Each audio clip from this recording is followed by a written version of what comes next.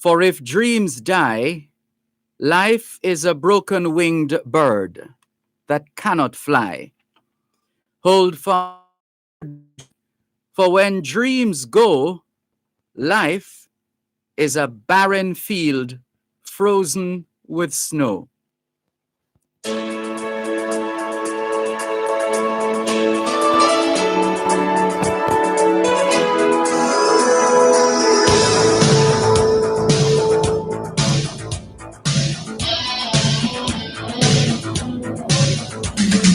Growing up, you don't see the writing on the wall. Guess my moving straight ahead, you knew it all. But maybe sometime if you feel the pain, you'll find you're all alone. Everything has changed. Play the game. You know you can quit until it's won. Soldier on. Only you can do what must be done. You know it's no way you're not like me. You're just a prisoner, and you're trying to break free. I can see a new horizon underneath the blazing sky. I'll be where the eagles flying higher and higher. Gonna be a man in motion underneath a pair of wheels. Take me where my future's lying, set them on fire.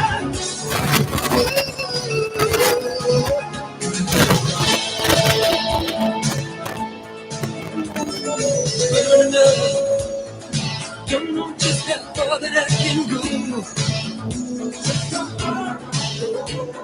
Soon be home, only just a few miles down the road. I can make it, I know I can. You broke the boy in me, but you won't break the man. See a new horizon underneath the blazing sky. I'll be where the eagles flying higher and higher. Gonna be a man in motion, all I need is a pair of wheels. Take me where my future's lying, set them on fire. I can climb the highest mountain, cross the wildest sea. I can feel that atmosphere burning in me, burning in me.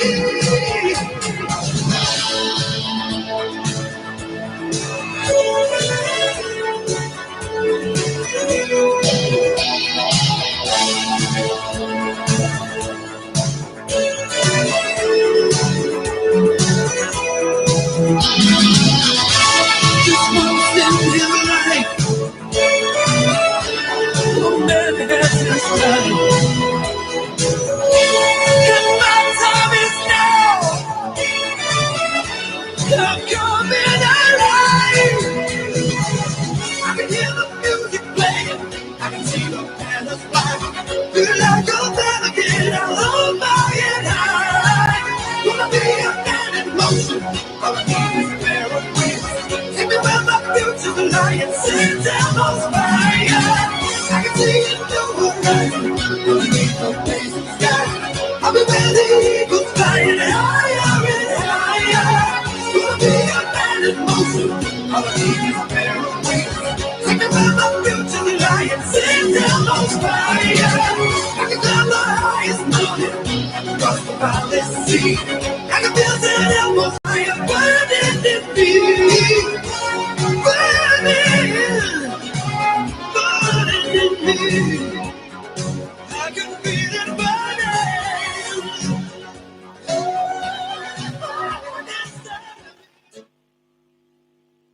Knowledge is power. Class is in session. Power 106. 2021 to 2030 is the International Decade of Healthy Aging, the International Decade of Ecosystem Restoration, the International Decade of Ocean Science for Sustainable Development, and the Decade of Action for Road Safety. It's the second day of the 6th month of 2021.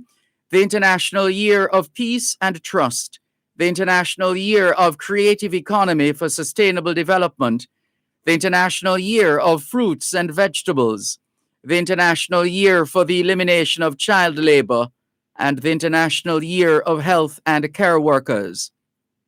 Put another way, it's the second day of the first month of the 2021 Atlantic hurricane season in this Disaster Risk Reduction Month, Road Safety Awareness Month, Brides Month, and Pride Month. Meanwhile, members of the Caribbean diaspora in America are celebrating National Caribbean American Heritage Month. Still in the United States, June is a busy month for health awareness, Alzheimer's and Brain Awareness Month, Cataract Awareness Month, Men's Health Month, Myasthenia Gravis Awareness Month, Aphasia Awareness Month, Congenital Cytomegalovirus Awareness Month, Migraine and Headache Awareness Month, National Safety Month, Scleroderma Awareness Month, Post-Traumatic Stress Disorder, PTSD Awareness Month, and Scoliosis Awareness Month. Reconciliation Week activities continue in Australia. It's Republic Day in Italy, Botev Day, Day of Botev and heroes who died for Bulgarian freedom, and National Environmental Awareness Week here in Jamaica. Hoy es miércoles el 2 de junio 2021 y les saludamos en cualquier parte del mundo que nos están escuchando en este momento. Estamos muy agradecidos por el don de la vida y el privilegio de servirles en otra edición de su programa Both Sides of the Story, ambos lados de la historia. Nunca vamos a tomar su audiencia por sentado porque sabemos que ustedes tienen otras opciones y esta es la razón por la cual jamás olvidamos darle las gracias por elegir Both Sides of the Story, ambos lados de la historia, de lunes a viernes desde las 2 hasta las 5 de la tarde aquí en Power 106 FM. La misión continúa para educar, capacitar, iluminar y estimular el espíritu empresarial. Bienvenidos.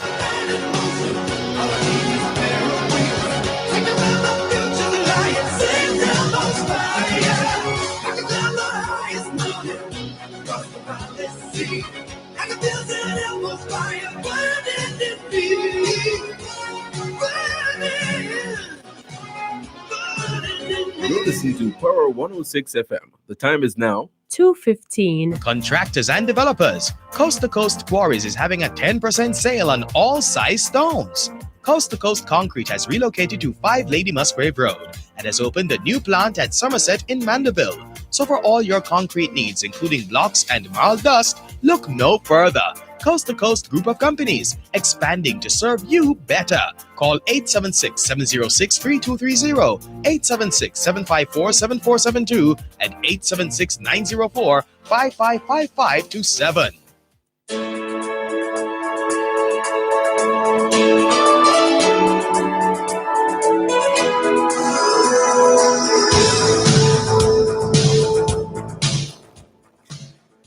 C'est mercredi le 2 juin 2021 et nous vous saluons tous qui nous écoutez où que vous soyez dans le monde. Nous sommes reconnaissants du don de la vie ainsi que du privilège d'être à votre service pour une nouvelle édition de votre programme Both Sides of the Story, le pour et le contre. Nous ne considérons pas votre fidélité comme l'un de soi parce que nous savons que vous avez l'embarras du choix. C'est pourquoi nous n'oublions jamais de vous remercier de choisir d'écouter Both Sides of the Story, le pour et le contre, du lundi au vendredi de 2h à 5h de l'après-midi sur notre antenne Power 106 FM. Nous continuons notre mission d'éduquer, d'habiliter, d'éclairer et d'encourager l'esprit d'entreprise. Bienvenue.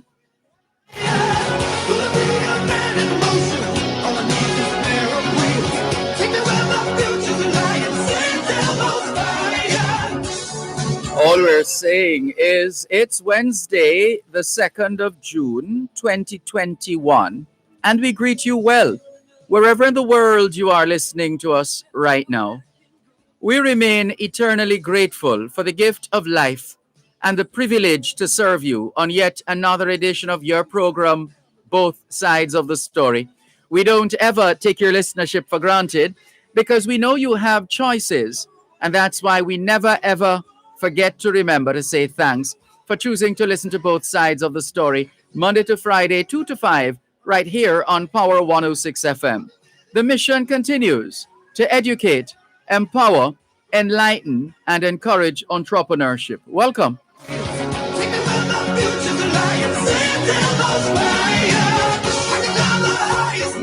Good afternoon to those listening to us on 106.1, 106.3, 106.5, 106.7, and 106.9. From Moran Point to Negril Point, from the Goat Islands to Galena Point. This is Power 106 FM, serving Jamaica and the diaspora.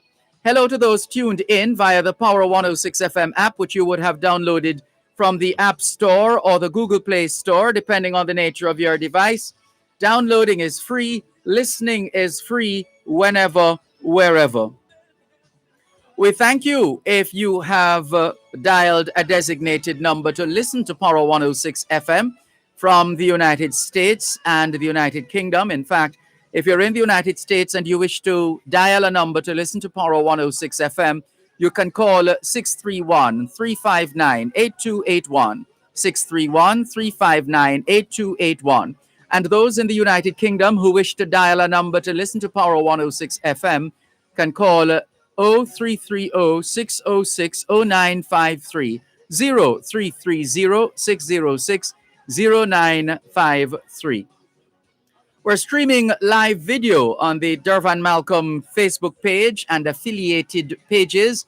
If you're not there yet, log on to Facebook. In the search box atop the page, type DERVAN MALCOLM, and you'll be able to not just listen to both sides of the story, but watch both sides of the story.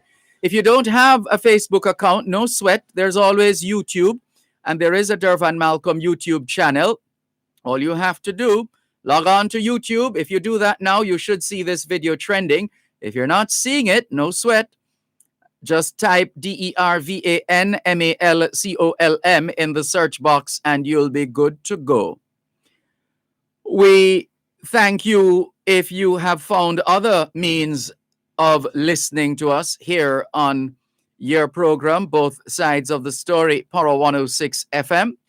And we welcome those who are tuned in for the first time. Always a pleasure to have those who have always been with us for the most part. Almost every day. And I'm sure there are those who will tell us that they listen every day. We thank you for your continued listenership and support. Already, we're seeing Dawn Marie Smith on Facebook Live. Hello, Dawn Marie Smith. Bratislava Borivojova. Good afternoon to you too. Shines for Life says, blessed afternoon at Uncle D. Listeners and viewers, welcome Shines for Life. Good to have you on board. Leslie McEwen is greeting everyone. And in reference to our list of health awareness exercises this month, she says, just call it Disease Awareness Month. Thank you, Leslie McEwen. You would recognize, though, the aim is always to create a greater level of awareness with respect to these diseases. Jacqueline Simmons says, good afternoon. Blessing to you too, Jacqueline Simmons. Thank you very much for making it Both Sides of the Story, Power 106 FM. Cherry Henry is hitting us up on YouTube. She says, good afternoon, Mr. Dervan and listeners. Have a great evening. Thank you very much, Cherry Henry, for making it Both Sides of the Story here on Power 106 FM.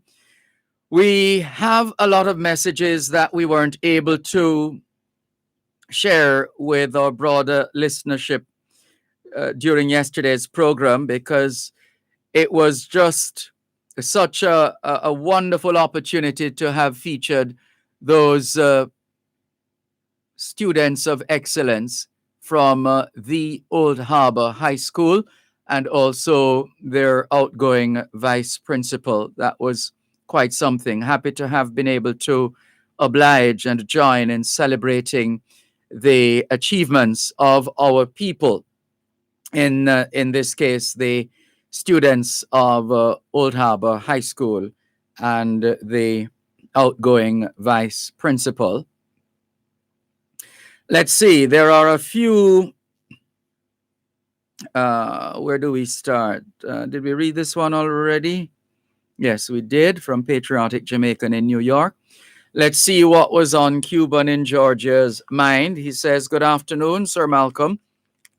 My opinion on the matter of crime in Jamaica is to put a permanent ban on guns, sir."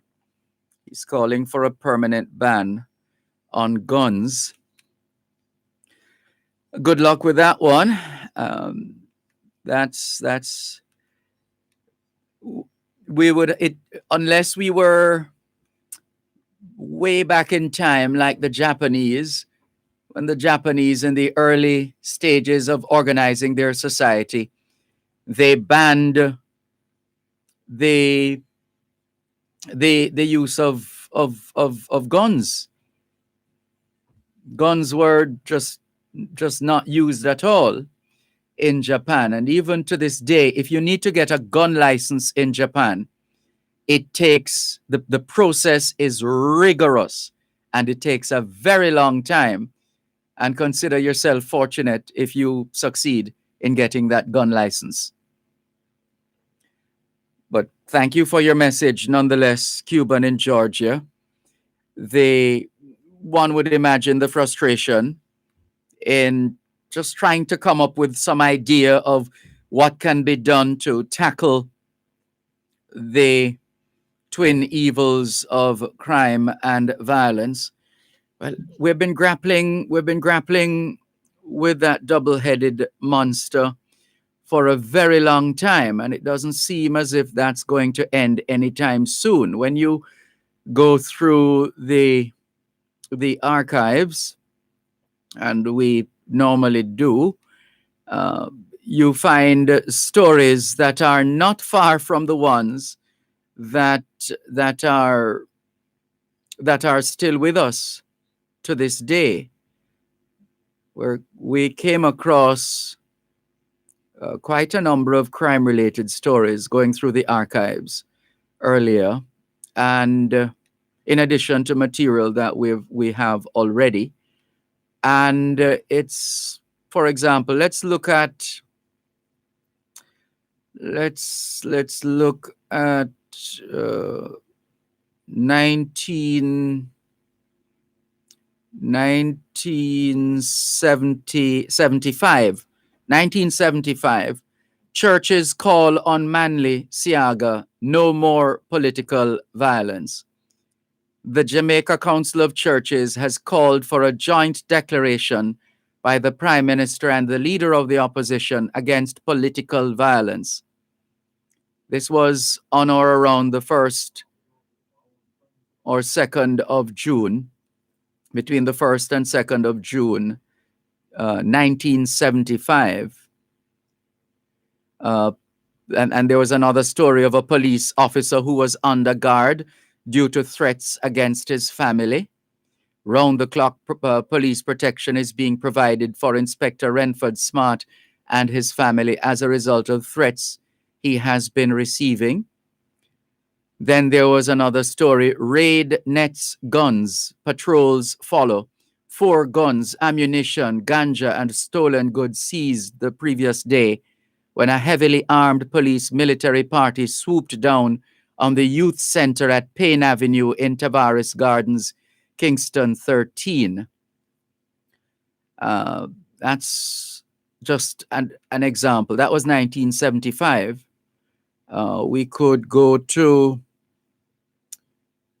look at some other years as well.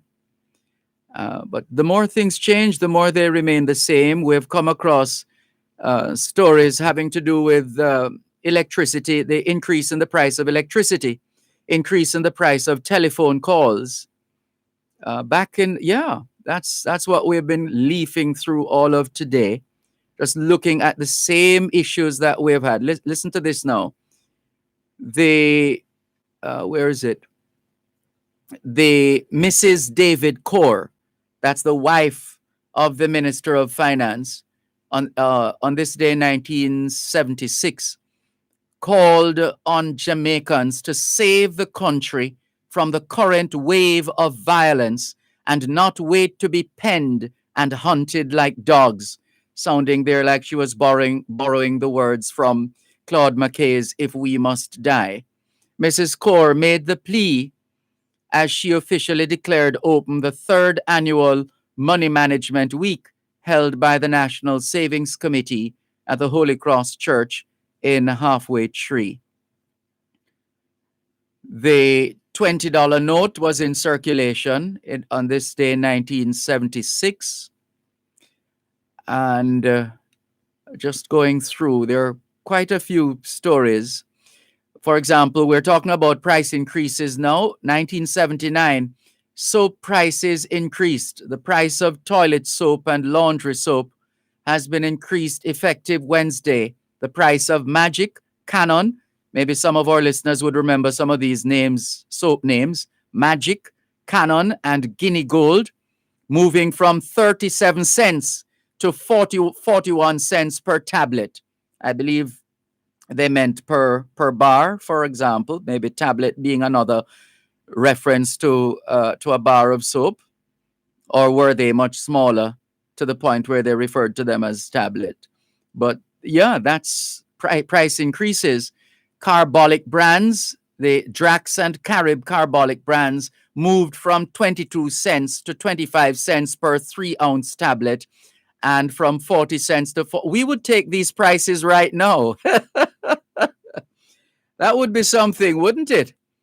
If those were the prices now, obviously, no. And also, as we said, in 1979, the cost of telephone telephone calls went up. That was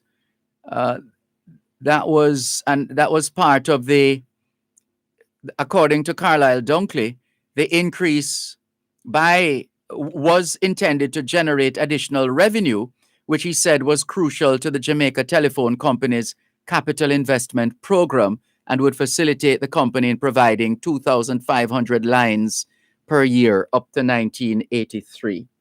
The more things change, the more they remain the same. There's more after the break.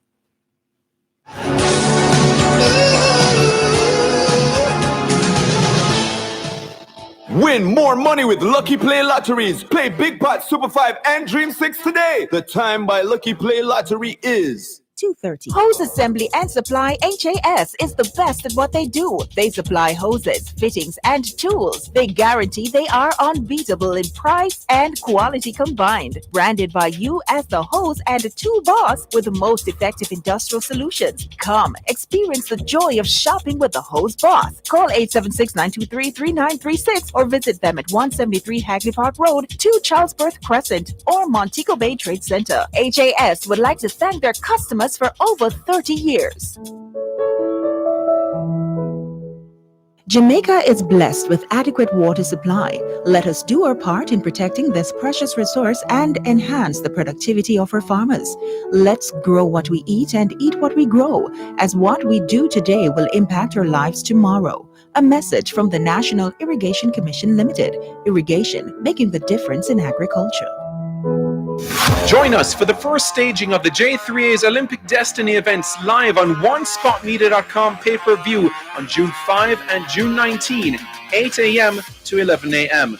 Purchase your pay-per-view pass now for US $2.99 each day, or the season pass for only US $5.99 to watch Jamaica's leading young athletes compete for cash prizes. Simply log on to onespotmedia.com select the pay-per-view tab, and buy your ticket. You may also download the onespotmedia.com app and watch on the go. Purchase your pay-per-view ticket today.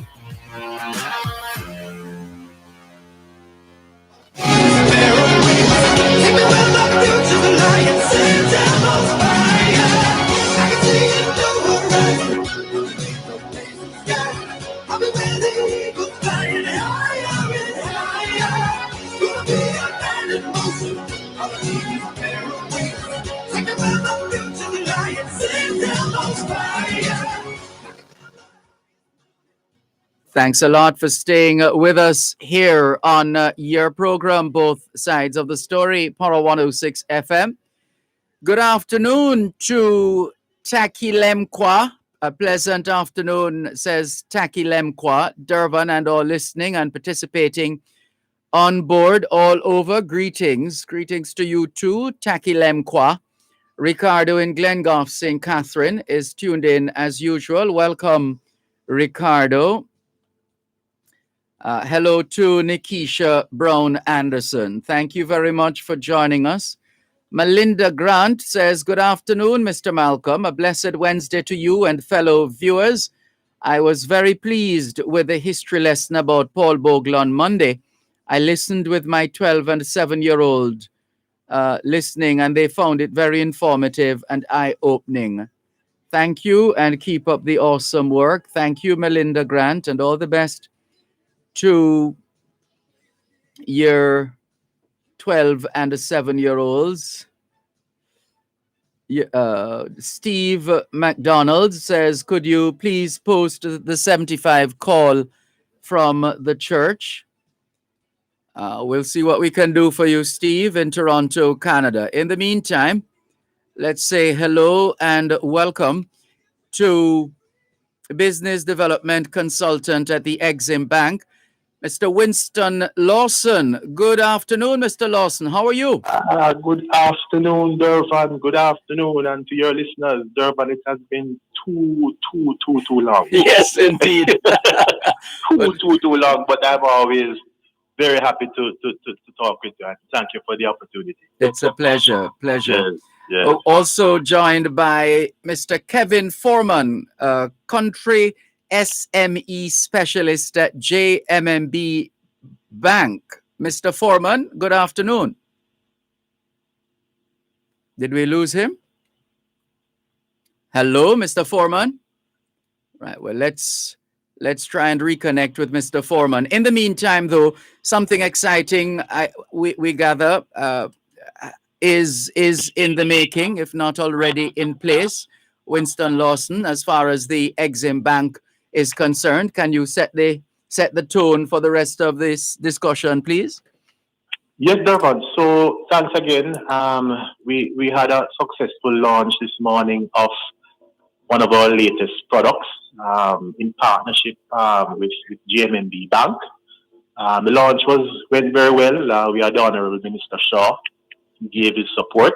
And as I said, we are happy to have partnered with GMMB Bank with this, our latest financial solution. At that launch, Dervan, I used the words happy, excited, and encouraged because that partnership really for us is another representation of us delivering on pretty much our mandate as a national bank to ensure that there is access to funding for in fact, our local SMEs. Sorry to cut you, but if you could back up a bit, we don't want to take it for granted that everybody listening understands the purpose of the Exim Bank. Just say a few words on that first, and then we can go into this latest initiative, please. Yes, indeed. So Exim Bank is the national bank, national export-import bank.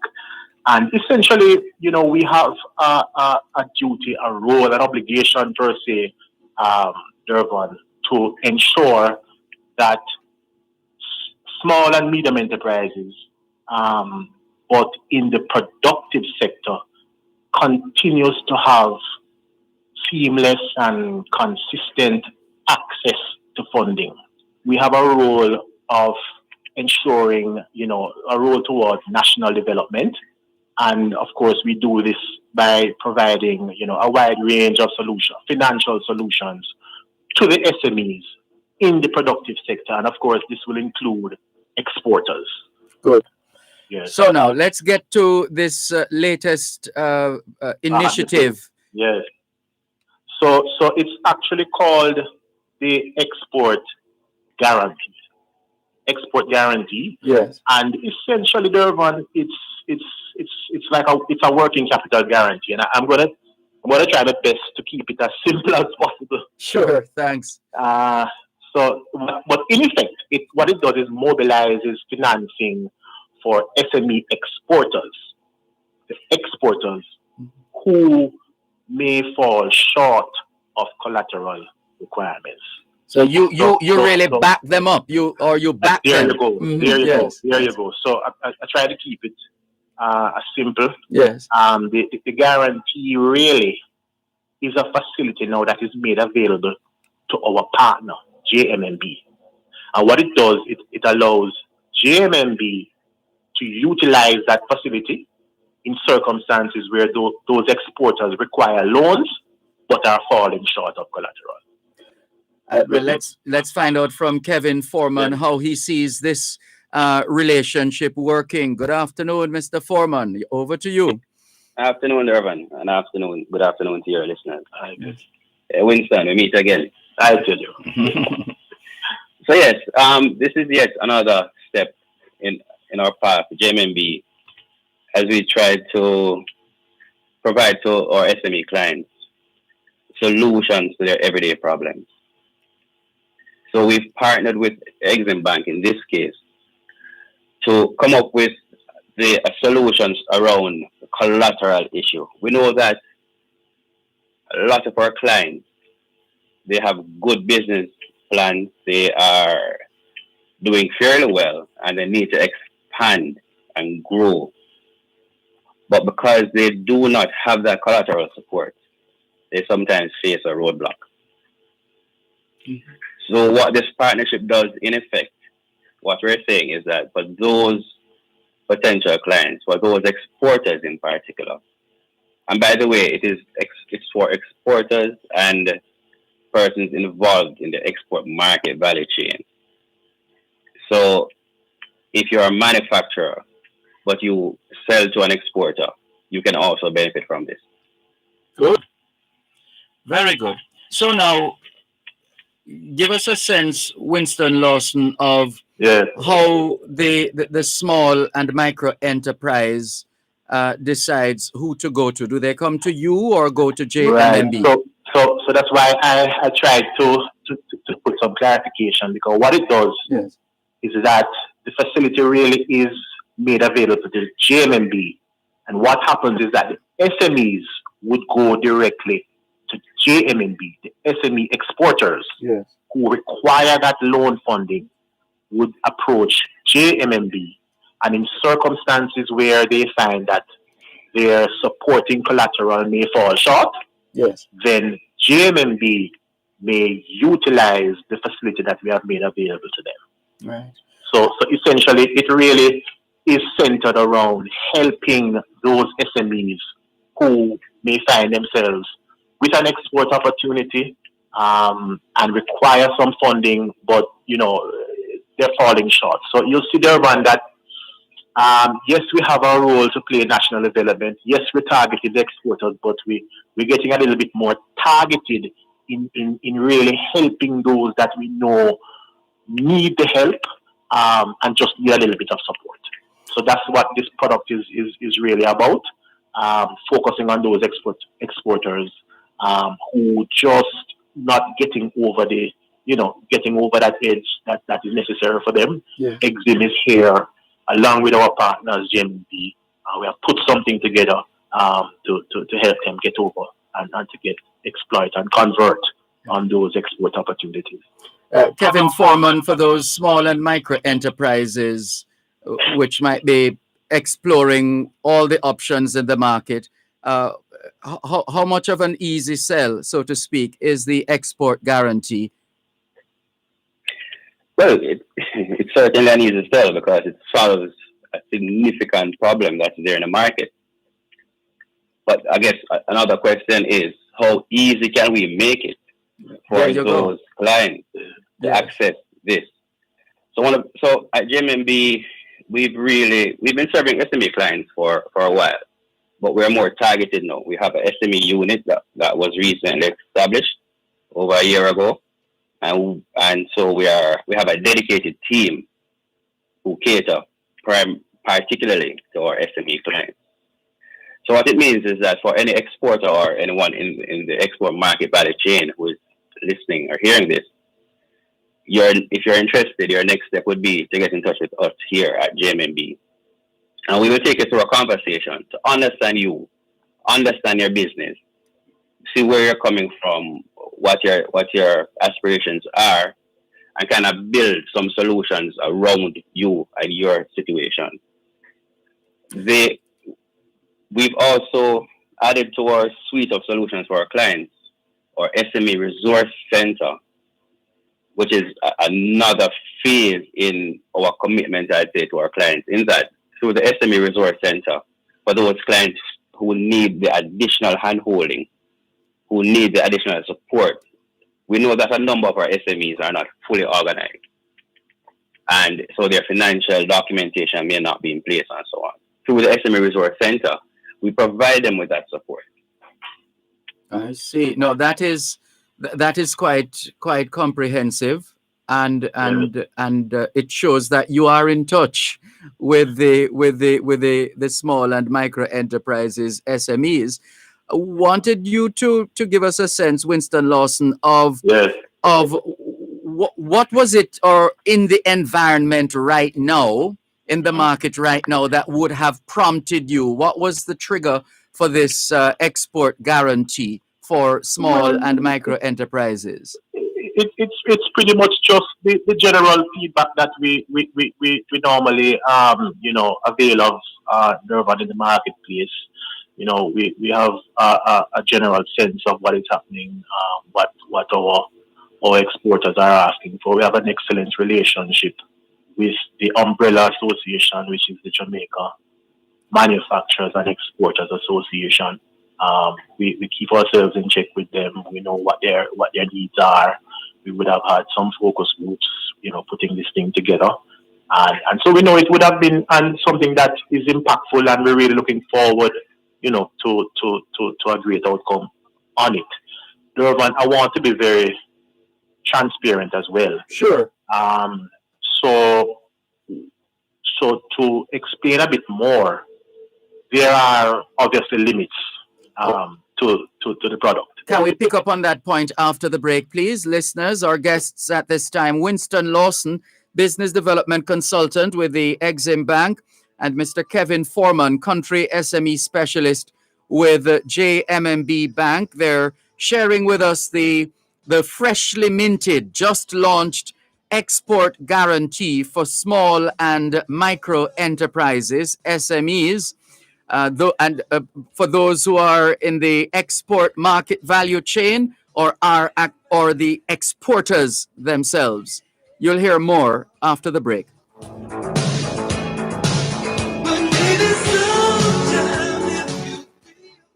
You're listening to Power 106 FM. The time is now 2:45. Manchester Peace Coalition and Power Services Company Limited present Celebrating Him 2021, the virtual edition, under the patronage of Mr. R. Oliver Mayer, Jamaica's Consul General in Miami, Florida. Join me, Dervan Malcolm from Power 106 FM, and my co-host Nadine Blair of Love 101 FM as we celebrate fathers against the odds. 6 p.m. Jamaica time, 7 p.m. in the US and Canada. Father's Day, Sunday the 20th of June, featuring Kevin Downswell, Rory Baugh, Andrea Delcita Wright, the JCF Choir, NCU Choir, and Carly Knight Francis. Proceeds in aid of the Windsor Lodge and Hanbury Children's Homes, plus promoting harmony in the family and community. Get your tickets online at mpco.iteneri.com. Make it Steelcraft Industrial Sales Limited for all your automotive and industrial bearings, wheels and casters, power tools, pallet trucks, Infra welding equipment and supplies, and much, much more. Dealers for brands such as Infra, Puma Air Tools, DeWalt and Stanley. Call 876-931-778 or visit us at 123.5 Constant Spring Road, Kingston 8. Steelcraft Industrial Sales, quality products from a trusted source. 50 years, it's still going strong. Tune into Farm Talk, 6:18 to 6:35 a.m. the first Tuesday of every month, and 6:18 to 6:45 p.m. the last Tuesday of every month for First San in the Field. Real issues, real solutions. Join the Newport First San team in the field as they identify problems and tell you how to address them. First San in the Field, Real Issues, Real Solutions is brought to you by Newport First San Jamaica Limited, the first on the land.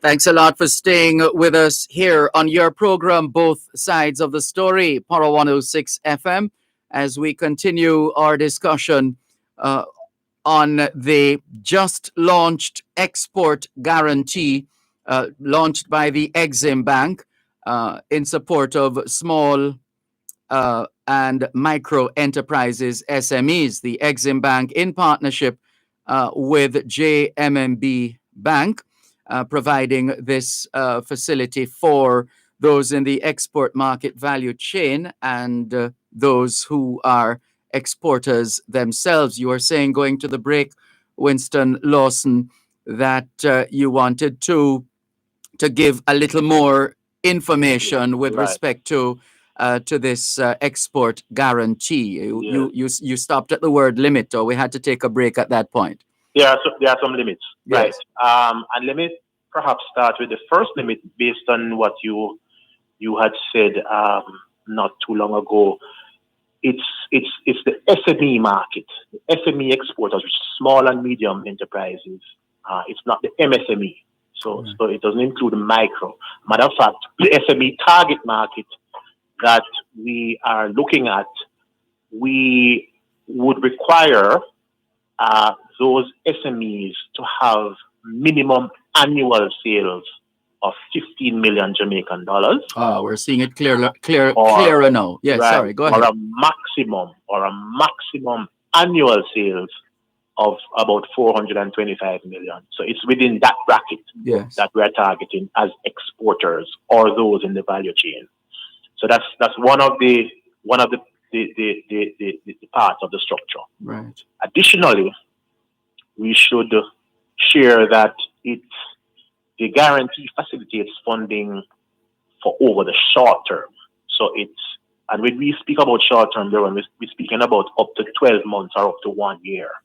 So what that covers pretty much for exporters, sometimes they may need some amount of trade finance. Maybe they need to just acquire some raw materials so that they can do a little production and get it out of the country to export. That may turn in maybe 180 days or so, meaning less than 12 months. Yes. You may have some labor costs that you need to meet. It's a part of the exporting production. You may even have a requirement to do a bid bond or a performance bond, or even to purchase finished goods for export. So it's really a short term to facilitate those short term turns that JMMB may be able to call on us through this exporters guarantee. Right. Additionally, in terms of the maximum or a cap per SME customer to avail under this line, it needs to represent at the most 80% of what they are requiring. Follow? Yes. So if they require a loan of 10 million under this exporters guarantee, we can support up to 8 million. Fair enough. No more, right? Mm-hmm. Now, with the 80% maximum cap, with respect to the dollar amount is no more than $10 million. So that $10 million can't represent more than 80% of any transaction with any particular SME. Got you. Right? Mm-hmm. On the other side, the minimum amount would be 5 million Jamaican dollars. So the range is 5 million Jamaican dollars or up to 10 million Jamaican dollars for this line. Yeah. For the exporters or those in the value chain. Yes. Right, but we believe, and it was structured that way based on the feedback and how we believe, what the demands were. And like everything else, Dervan, it's a start, and it will be obviously subject to review, and we hope, or we are pretty optimistic it will do well, and based on review we can look at how best we can even enhance it, with further funding. So Kevin, I think you wanted to come in here, Kevin Foreman? Yes, go ahead. Sorry. I'll just add to what Winston just said. So, and let's give a practical example. Sure. A client requires 15 million in funding. We certainly would not want to underfund the client because that could be detrimental to their business. Yes. So though the guarantee covers 80% of the facility or the extension up to a cap of $10 million, JMMB will still consider that client potentially the difference on an unsecured basis, or if there's some other type of security that can be provided. But we are lending unsecured to our clients. So that also is an option. So in that case, JMMB assumes an unsecured position, and we use a guarantee to cover part of the extension to the client. So we wouldn't want clients to feel restrained by the fact that the cap is $10 million. If you have a program that you're working on, if there's an opportunity there for you in your market, and you need the funding to improve on your business, come and talk to us. We'll make it work where it is possible. Do you plan to do your own marketing, or is it the Exim Bank going to be doing that part of it, or will it be joint? How do you plan to get the word out there and excite the small and medium-sized businesses? So, this joint. Oh, I'm sorry. Sounds like you'll be doing it together.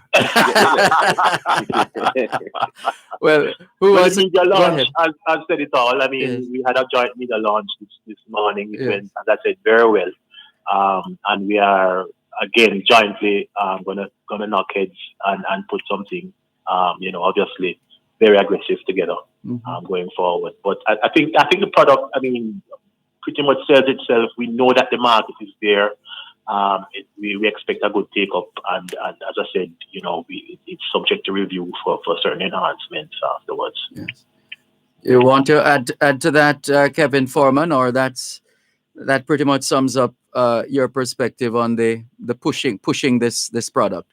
It does. We will be working with the key stakeholders, JMEA, JAMPRO, and so on, to really get that front row with their clients, their constituents, to have those discussions one-on-one, yes.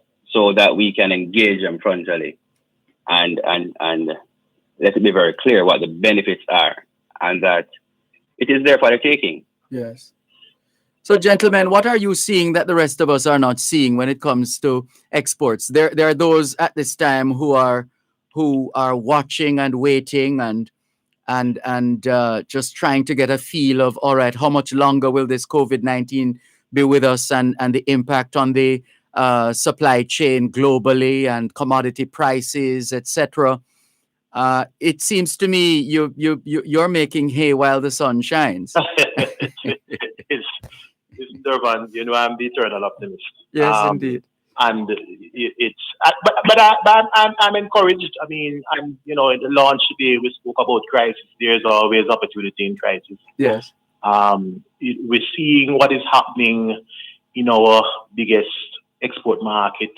We are encouraged by it. Their residents are dying to come here. Their residents are dying to get a piece of our products. whether to come on land or to get the products where they are, So and things are I believe, trending more on the upside rather than where we were just a year or so ago. True. But we are optimistic, and we are putting our plans and ensuring the facilities are in place so that those who decide to move early, has the relevant support to get it done, and that's pretty much what we need to, as Exim Bank, as a national bank, need to ensure that access to funding is always available to those who certainly are in need. Yeah, and it's a recognition as well, no doubt, Kevin Foreman, that there are a lot of businesses, and exporters included, would have taken a hit one way or another, and so just trying to come back, as it were, to rebuild and to become even more resilient. They might need a little help up in terms of support, not charity, obviously, but just to have that confidence of being backed by the Exim Bank through JMMB, that's the right way, right? Exim Bank through JMMB. That should give them some encouragement and that extra push that they need to say, all right, it all is not lost. There is hope. Right. So, Dervan, you hit the nail on the head. Mm-hmm. Coming out of the pandemic, we know that a number of SMEs, not only in the export market, but generally, would have been faced with significant challenges. So, and yes, this is in being proactive to say that coming out of this, because we will not be in a pandemic forever. That's right. How can we expedite that process to get us back to where we were and to move us forward? Yeah. When you look at the potential that our exporters have in terms of earning US dollars that we so badly need, getting our product out there to the world, and especially if we can do the value added portion here, which might include a little manufacturing. Yes. But if we can build on these processes and build up the industry, it will augur well for Jamaica as a whole. So that's what we're looking at. We're looking at the bigger picture, and how we can help these SMEs to build their communities, build their families, and build Jamaica as a whole. Well said. Contact details now, gentlemen. What's the best way for these those involved in the export market value chain and exporters? What do they, small, medium size, what do they need to know? What kind of contact information do you have for them? Well, we go ahead, Kevin. I'll go first. Yeah, Winston, in this case, because they will contact JMB to initiate the process. We have a number of officers, SME officers, spread across the country: Kingston, Mobay, Ocho-Rios, Mandeville, Portmore, and so they can contact any of our officers. But I'll give my personal contact number. Yes. So that if you need to initiate a conversation, we can get going right away. Right. Feel free, please. That's 410-9465. 410-9465. Right. Right. So thank you very much for that, Kevin Foreman. And Mr. Lawson? Yes, indeed, Dervan. So, as I said, the clients actually would avail of the loans directly through JMMB. Right. But certainly, we are happy to give any further information. Of course, my number, 876-470-9835. We have our website up. You can contact us through our web chat box as well. And we're located at 85 Hope Road here in Kingston. Great. Gentlemen, thank you so much for playing your part. We like to paraphrase the national pledge in advancing the welfare of the whole human race. But we always put in the disclaimer, pass and christening picnic first. And if you think something is wrong with that, just remember what they tell us on the plane before takeoff. Put on your mask first before you help others. Indeed. Well done, gentlemen. Thanks a lot. Thank you All the very much, best. Dervan. And you keep Thanks, safe. everyone. Thanks for having us. Good. Pleasure. Take care.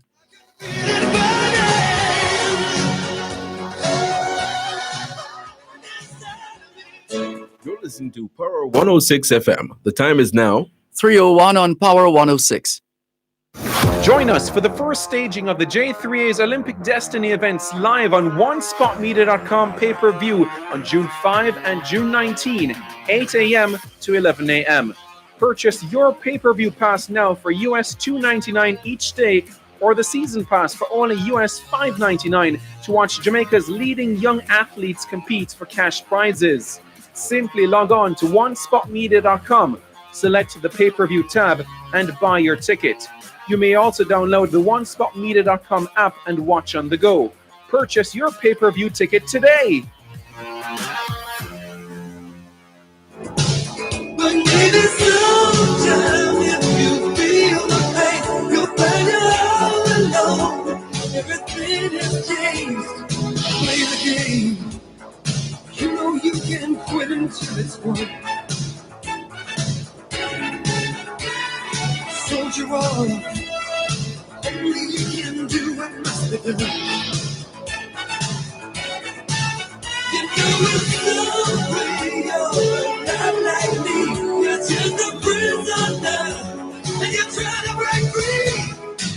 I can see the no horizon underneath the blazing sky. I'll be where the eagles flying higher and higher. Gonna be a man in motion on a new pair of wheels. Take me where my future's lying, send them on fire.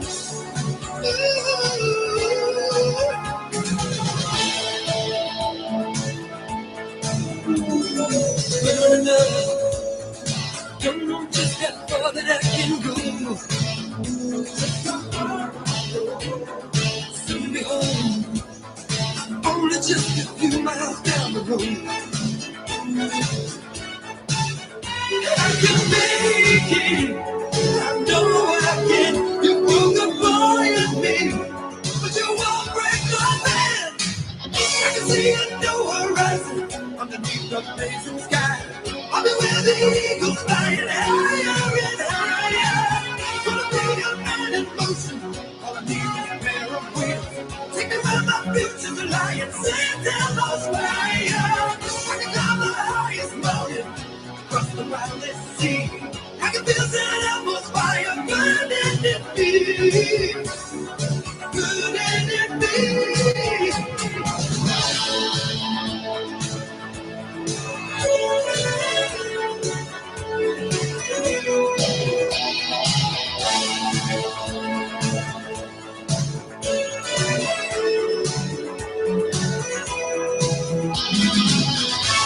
Just one step in life,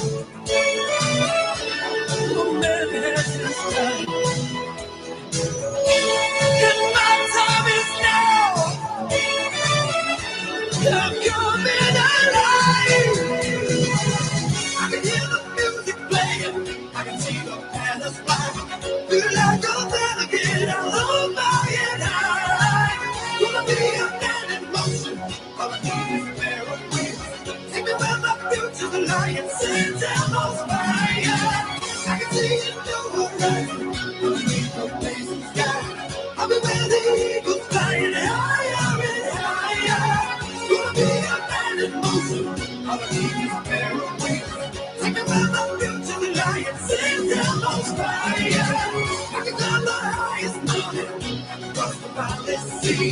I can feel that atmosphere burning in me, burning in me. I can feel it burning.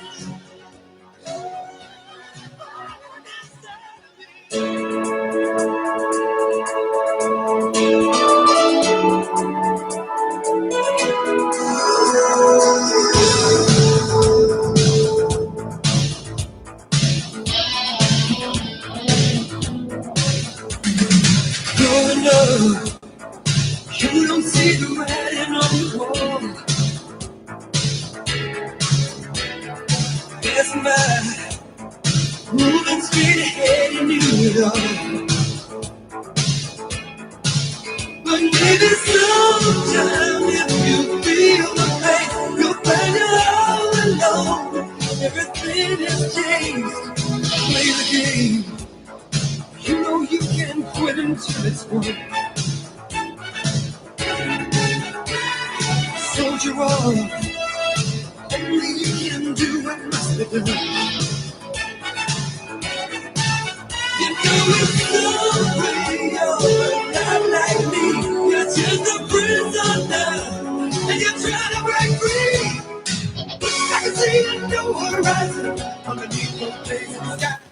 Thanks a lot for staying with us here on your program, Both Sides of the Story, Power 106 FM. Still streaming live on the Gleaners website, go-jamaica.com. Live on your smart devices all over the world. Hello to those who have joined us since the last time we checked. Pleasure to have you join us here on your program, Both Sides of the Story, here on Power 106 FM. Still streaming live on the Gleaners website, go-jamaica.com. Live on your smart devices all over the world. Standing by to connect with our guests in this segment coming up. The topic, child trafficking. Put another way, human trafficking, but more specifically, we're looking at child trafficking and the efforts to stop child trafficking. And we have a couple of guests who are going to be sharing their thoughts on this subject with us here on Both Sides of the Story, Power 106 FM. Still streaming live on the Gleaners website, go-jamaica.com. Live on your smart devices all over the world. I tell you what, let's go to Rukia Brown, first of all, to get us going while we make the connection for our next guest behind the scenes. Rukia Brown, hello, how are you? Hi, Dervan. How are you? I'm doing good, thank you. Great. Thank you so much for joining us. Thank you for your patience and understanding as we. That's not a problem. Right. So let's get going though. In the interest of time, can you tell us the nature and extent of your involvement in this Stop Child Trafficking campaign?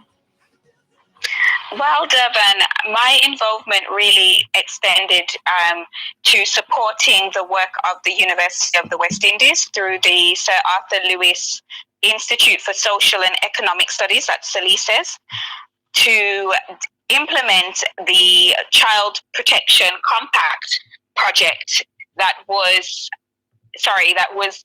they were implementing in partnership with the organization called Winrock International, and I served in the capacity as project coordinator. I see. So that's what my main role was, and was supporting the kind of implementation of that project, the rollout of the various activities, which was quite a broad range of activities from capacity building through to community awareness campaign materials, poster competitions, etc. Right. So, where is this initiative right now? So we've just concluded the project. So the SELISES portion, the UE portion of the project, came to an end on Monday, actually. So the project ran for 2 years, from June 2019 through to May of this year. And so we've just concluded and wrapped up the project activities. And what can you tell us about the findings? What are the conclusions at this stage?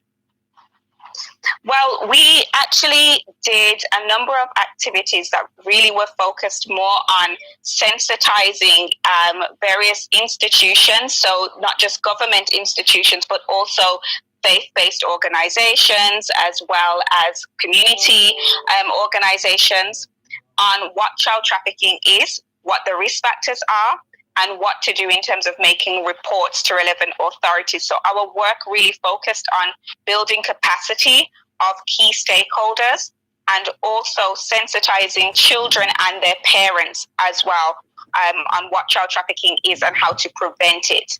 So that was most of what we focused on. And we also implemented, as I mentioned, a poster competition where we had 97 children submit posters on child trafficking, and we recently announced the 10 winners of that competition. So we had two categories, ages 7 through to 12 and age 13 through to 17.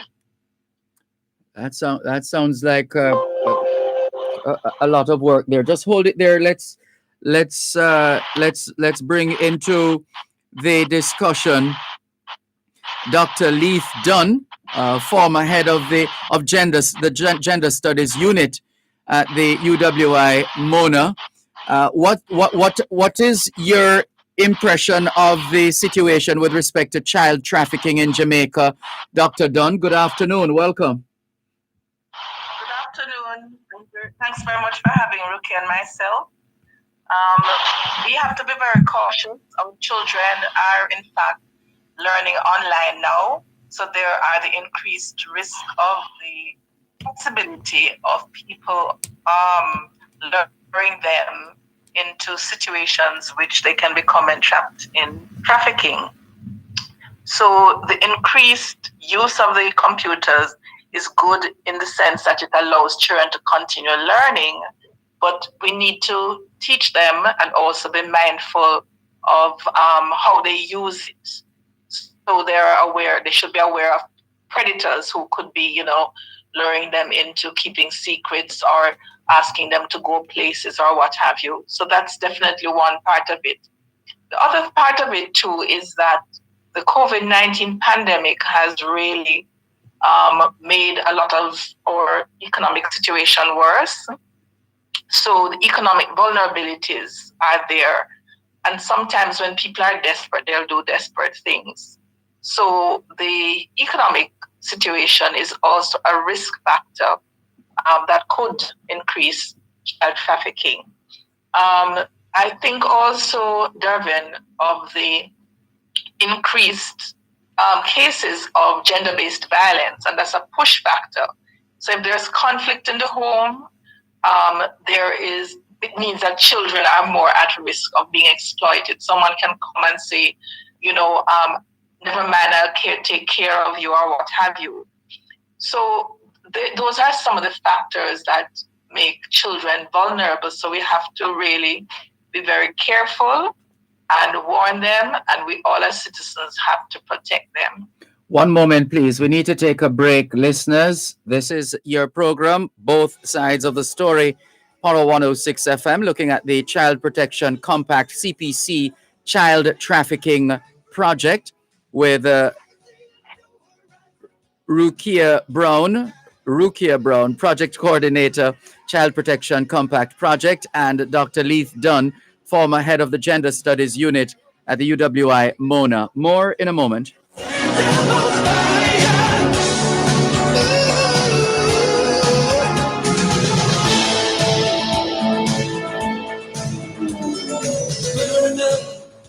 You're listening to Power 106 FM. The time is now 3:15.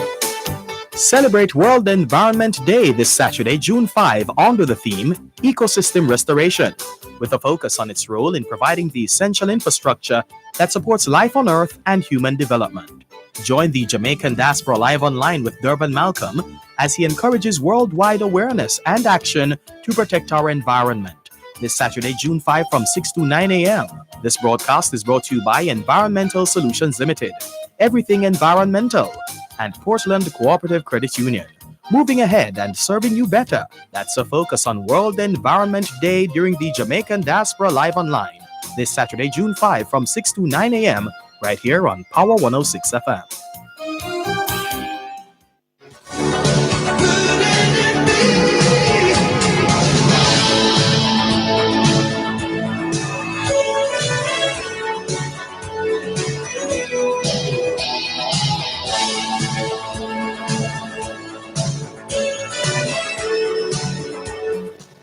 Thanks a lot for staying with us here on both sides of the story. Power 106 FM. I'm Dervan Malcolm. Rukia Brown is project coordinator for the Child Protection Compact Project, CPC. We also have Dr. Leith Dunn, former head of Gender Studies Unit at the UWI Mona. Before we come back to you, Dr. Dunn, Rukia Brown,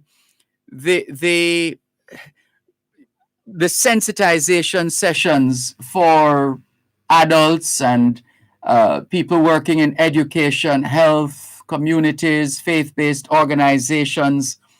To what extent did you have to tailor your presentation according to who you were seeking to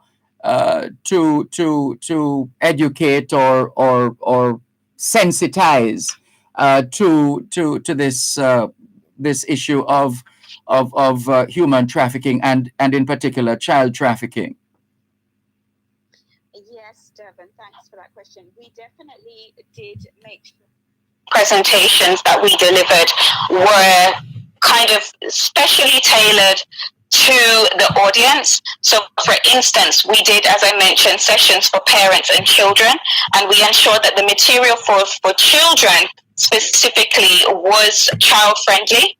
So we made sure that the information wasn't information. We used very simplistic terminology. We made sure that the information wasn't information that would go over their heads, kind of using more legalistic terms that you would probably use if you were talking to professionals in various sectors. Also, one of the things that I want to add is that we made sure to focus on the disability sector as well. And we did hold sessions with persons who were who were hearing impaired or deaf. And we made sure to incorporate sign language translators or sign language interpreters into those sessions. And we did all of the sessions remotely via Zoom, but we incorporated sign language interpreters into those sessions to ensure that persons who were deaf or hearing impaired were able to follow the information that we were sharing as well. And then for the community-based sessions, we partnered with a number of CBOs, so that's Children First, E4Life, and the Jamaica Family Planning Association, who have a lot of experience working on the ground in vulnerable communities, and they worked with us to kind of tailor the material and the approach to ensure that the information was easily understood by persons living in certain communities. How are we doing, Dr. Dunn, in terms of abiding by or acting on our obligations according to whatever international treaties we have signed on to, etc., with respect to human trafficking? What is your impression of the kind of mechanism that we have in place that would inspire confidence to say, yes, we have key stakeholders in Jamaica who are engaged, who are doing what they're supposed to do, or who have done what they're supposed to do, and therefore this problem, we would have chipped away in a significant manner at this problem? Or is it one of those that we'll always have to be coming back to, Dr. Dunn? Yes. So the organizations that have been established and are working on human trafficking are several. So we have the Office of the National Rapporteur on Trafficking in Persons, which reports to Parliament. We have the National Task Force Against Trafficking, which brings together ministries, departments, agencies, as well as community-based organizations. and faith-based organizations. And they have different subcommittees that work on prevention, protection, and prosecution. In addition, there are organizations like the Child Protection and Family Services Agency, the Ministry of Labor and Social Security as a child labor unit, and these are among the agencies that are also doing that. Each year, reports have to be given on the situation of child trafficking, and those are several. So the U.S. Department of State gets a report which is published as part of the Trafficking in Persons report, which is done for all countries around the world. And there are other reports. So I'm saying that we are compliant, and part of this project, the Child Protection and Compact Project, is a bigger project, and Salisis was doing a component of it to actually build awareness. So if you don't know what the problem is, if you don't understand what child trafficking is, you may not recognize that you're contributing to it, or you might be blaming children or locking them up or what have you. So building awareness is critical for us as citizens to understand. So I think that we've been doing pretty well, and we really engaged with hundreds of stakeholders. I'm very thankful that we were able to collaborate with the community of persons with disabilities. And some of that material was actually translated into Braille. So children and adults who are blind and visually impaired will also have that knowledge. And what we also did, Dervan, is to prepare a Braille copy of the Convention on the Rights of the Child, a child-friendly version of that. So I'm really thankful that in terms of sensitizing, we're sensitizing children, adults, as well as persons in different sectors who interact with children. Also, the faith-based organizations, Jamaica Council of Churches, has been engaged, and we trained several persons from different denominations, having reached out to the churches. And of course, churches are part of the front line. They have their Sunday schools, they deal with youth clubs.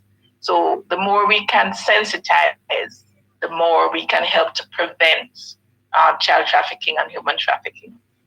Let's create a mass appeal now in terms of sensitization. Rukia Brown, project coordinator for the Child Protection Compact Project. For those listening to us now of all different ages and experiences and walks of life, who are perhaps still not making that connection, who are wondering why should this matter to them? Why should they pay attention? Please bring them into the loop. Child trafficking is something that has an impact on it has an impact on society overall, a negative impact that is. It has an impact on the well-being of our children. Our children are our future. And really, we have a moral obligation, not only a moral obligation, but a legal obligation to report suspected cases. And when I say legal obligation, under the Child Care and Protection Act, members of the public, myself included, have a responsibility to report suspected child abuse, which would include situations such as child trafficking. And so I really want to implore members of the public to kind of keep a lookout and look for, there are a number of red flags that would give an indication of a child being trafficked. There are multiple red flags, and I would say that person should be on the lookout for those to ensure that they know what they are, which are things such as, signs of physical neglect, showing signs of emotional trauma, unusual behavior from a child that you may know, seeing signs that the child might have limited freedom of movement, issues to do with school attendance. Now, I know that COVID right now is having an impact on school attendance, but outside of, the COVID period, things such as school attendance are definitely one. And even now, when we're in the online dispensation of how school is taking place, those kind of things can be red flags as well. So just being aware of what those signs are, and not to say that any of those things mean that the child is definitely being trafficked, but making sure that having that increased awareness, that you are taking a responsibility to make, as a citizen, of, to make reports to the relevant authorities, which would be the police at 119, and then you can also make a report to CPFSA, as well as the Office of the National Rapporteur. Well, we thank you very much for the work that has been done so far. I want to give you an opportunity, Dr. Dunn, if you would like to say a general thanks to those stakeholders who have responded, who have played their part, who have contributed to this project, and of course those involved in the Child Protection Compact project, which of course is coordinated by Rukia Brown. Yes, thank you very much. So the Salisis component of the project is completed now on the 31st, but the project itself goes on, and Winrock will continue to work on that with the various stakeholders. I want to thank all the stakeholders who have in fact participated in the training, developed a team from the Salisis unit, developed a master's in gender and human trafficking, which is going to be available in September. We're just going through the process of getting it approved and all of that. I want to thank the libraries, the National Library of Jamaica and the Jamaica Library Service, that have agreed to place the braille materials and the voice, the video voice for the persons who are deaf and hearing impaired, and making that available to children. So all stakeholders from health, education, Social Development Commission, the Combined Disabilities Association, but also like Children First, Eve for Life, Plan, and several others. We really would not have been able to get to this point, but we're just continuing the struggle which others have started before. So we just want to say thank you very much, and thanks for having us as well on this program, Dervan. It's been a pleasure. Thank you. And Rukia Brown, does this mean necessarily that you close your folder, you close at another chapter in terms of your working life and move on to something else, or are you still?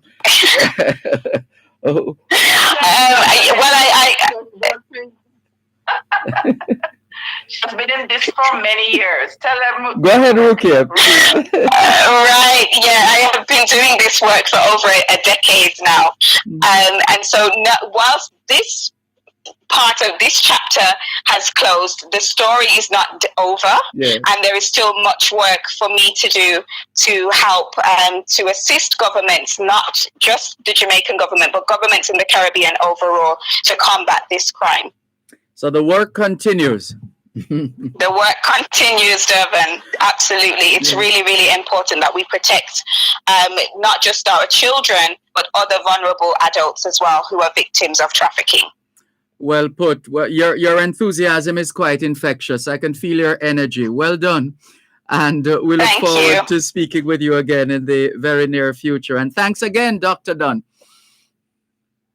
Thank you. Thanks, Dervan. It's been a pleasure. Thank you both. Take care. All the best. Take care. Bye-bye.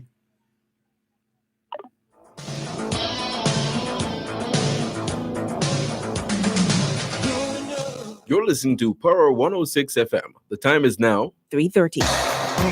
Get a flying start out the blocks with Imperial Optical and Imperial Optical Boutique. Our blue filter, anti-glare and transition lenses are available at our 9 locations island-wide.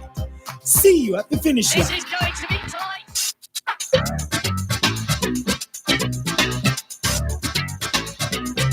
49 years later and still going strong. Under the Law helps you to know your rights and how the laws of Jamaica can help you defend those rights.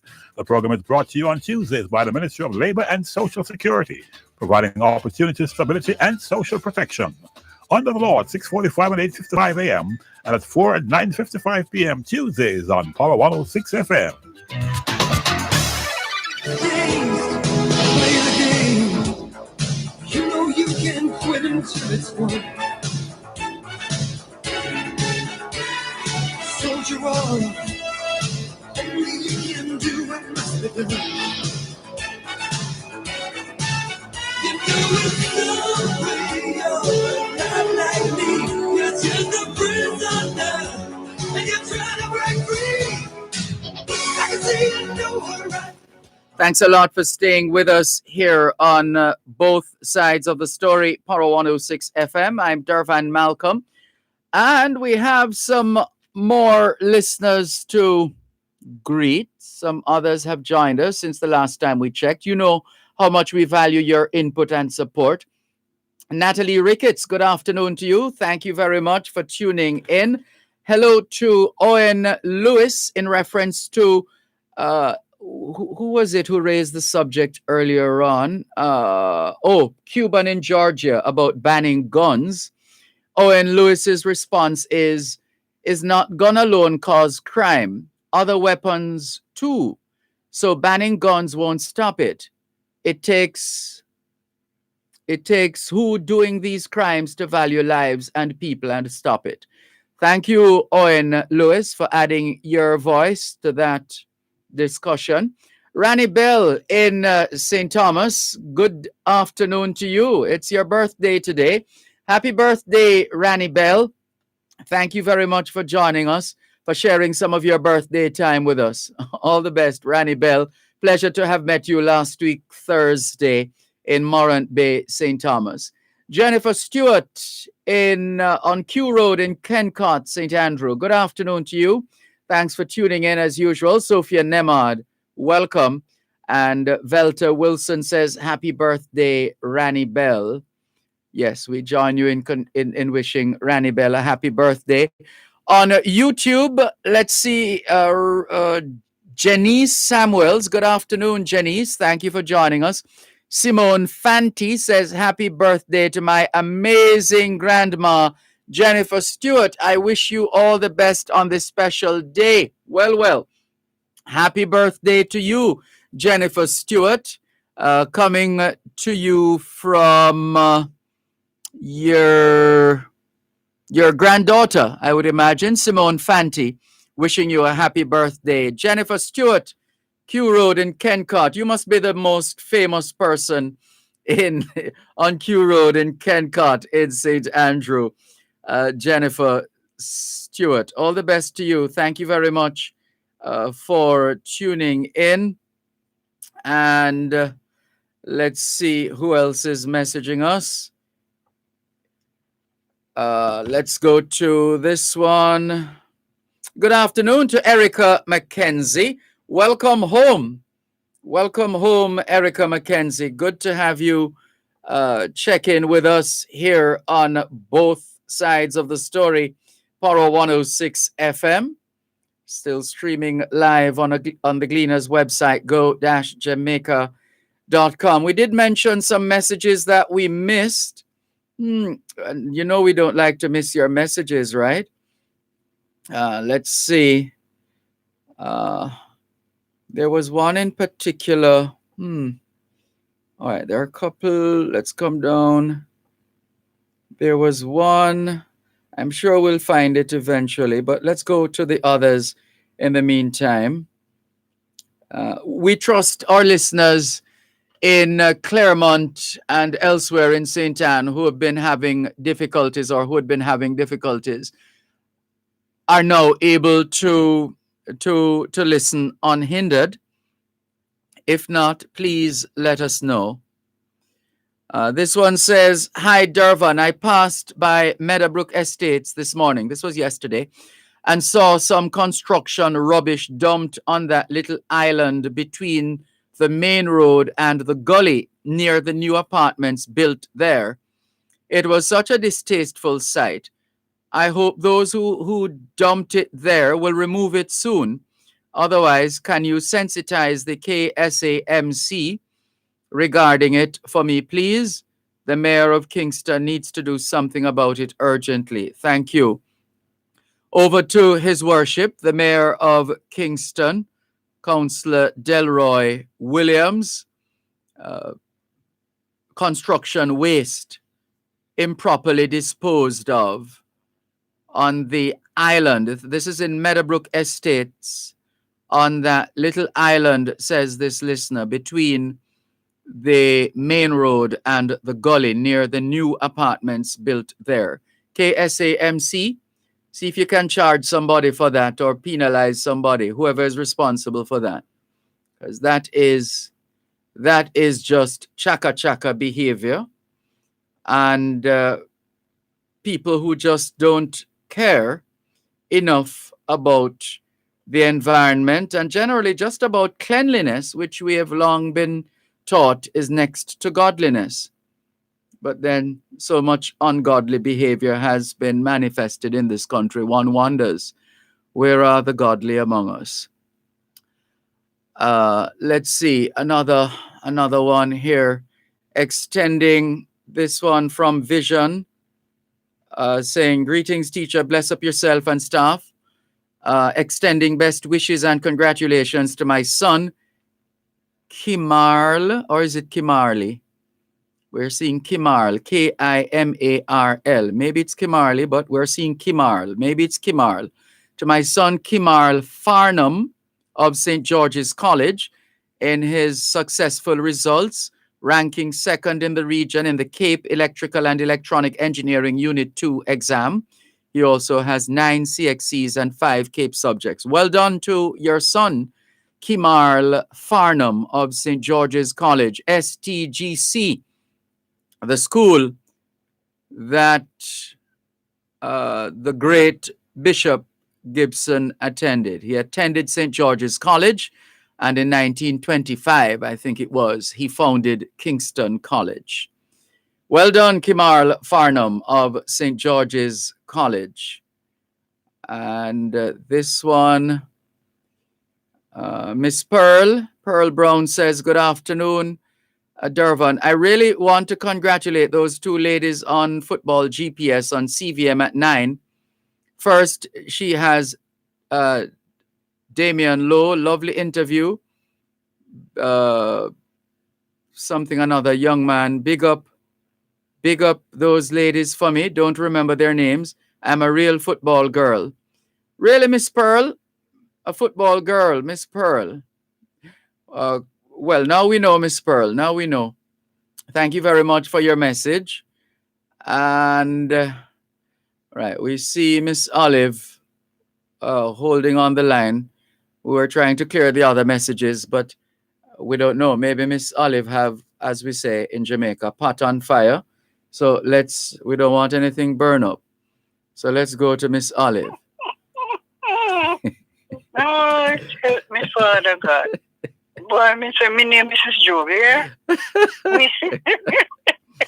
Come on, you were only holding for 2 minutes and 45 seconds, Miss Olive. I'm not talking about the holding on. I'm talking about the way you behave towards me. It's called love, Miss Olive. You don't know love when you see it and hear it and feel it? No. Quickly, did you get a chance to watch the Black Wall Street thing? No, but I'm not worried because I should be able to bring it up at my own convenience. I would suggest you watch in fact, the actual date, isn't the actual day the 19th, which is Juneteenth? No. Or what's the significance? There's a connection with June. No, I think the first was the birthday. But I'm trying to remember what Juneteenth was all about. Yeah, I think Juneteenth is different from the Wall Street thing. That's not the same Tulsa I don't think situation? so. I'm not sure, but I don't think. Can't remember what Juneteenth. Oh gosh, I forgot to try and ask my daughter to look it up because we don't have no computer. I'm bright like it's the what I'm seeing here. It is a contraction of June and 19th, also known as Freedom Day, Jubilee Day, Liberation Day, and Emancipation Day. It's a holiday celebrating the emancipation of those who had been enslaved in the United States. Oh, yes, it's two different things. Two different things. Yeah, that I remember, but I couldn't remember what the Juneteenth word is stuck in my memory, but I couldn't remember Yes. what it was all about. Oh, But all right. Now we Dervan, know. you need to watch that thing. Yes. I watched it about some 40 times. When I was in New York, and when I came home, and I really watched it. I think you should. You would see what I was the first time I called you about the Wall Street thing, Yes. and you were saying that you would check it, but when you looked up the thing, you only saw the rebuilding. Yes. You did not get the beginning of the whole thing from Right. the girl who ran out of the elevator, claiming that the boy attacked the black and they tried to kill him and all of that. Anyway, I won't go into that. Mm-hmm. But please watch it and you will see Yes. how treacherous these Americans were. Yes, it and should still are. be. I have no doubt it's still on CNN's website. Yeah, man. So, yeah, you can yeah. look it up. You can look it up. Yeah. Yeah. So anyway, I didn't get a chance to call you yesterday Yes. to wish my eldest grandson, Stephen Price, not the Stephen Price that you all know. The Stephen Price is a very introvert kind of guy. Understood. My daughter's Christine Price, who works at Victoria Mutual. Yes. That's her first child. But when you get to know him, you know what him call me? Mm-mm. What? Him call me Ninja. Oh. I wonder why, Miss Olive. And let me tell you something. Every time I go around to the house, the first thing Stephen does when he come downstairs and see me, wait, Granny, and him come up to me and him grab my chain and say, Mr. I can't do now. Ninja. That's him for you. Yes. But other than that, he's very twin self sort of a guy. Right. Yes. So he celebrated his birthday yesterday, 24th. Well, happy belated birthday. Yes. Birthday to I him. wish him as I sent him good wishes and things like that. But I didn't get a chance to call to wish him on air. Understood. And we know that your family is so big. Every day is a birthday, an anniversary, etc. And you're the reason why the lockdown can't stop, because if they really if they really free up the place, you and your family alone, Miss Olive, is going to Dervan, the children, them don't want me to the gate. Them don't even want me to go to the door. Yes. You hear me say? Them have me under quarantine. That's good. Good for you. Anyway, I know you're busy, so I just called to put out my wishes for my No problem. It's always refreshing to hear from you. Okay, my love. Take it easy. You too. Bye-bye. Bye-bye. Take care. This is your program, Both Sides of the Story, Power 106 FM, still streaming live on the Gleaners website, go-jamaica.com. Let's go to the phone lines once again, 876-922-4112-5. Good afternoon. Thanks for calling. Good afternoon, Mr. Malcolm. Good afternoon. Pleasant day to you, sir, and your listeners. Thank you very much, and pleasant day to you too. I am 88 years old, and I'm residing in Gordontown. Sometimes... Hold on, please. Hold on. We have to take a break. Let's take the break, and you can pick up the story. One moment, please.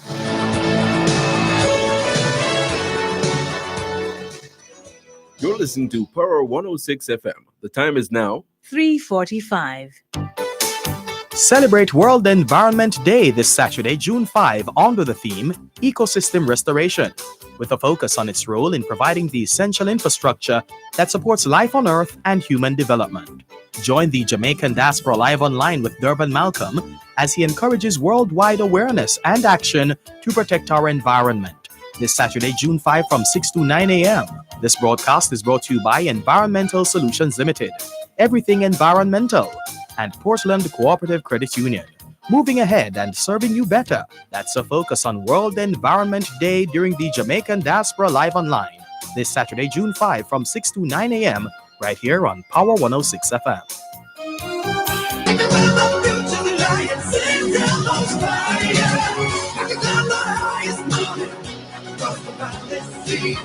I can feel the devil fire burning in me. Burning in me. I can feel it burning. ¿Qué hora es en español?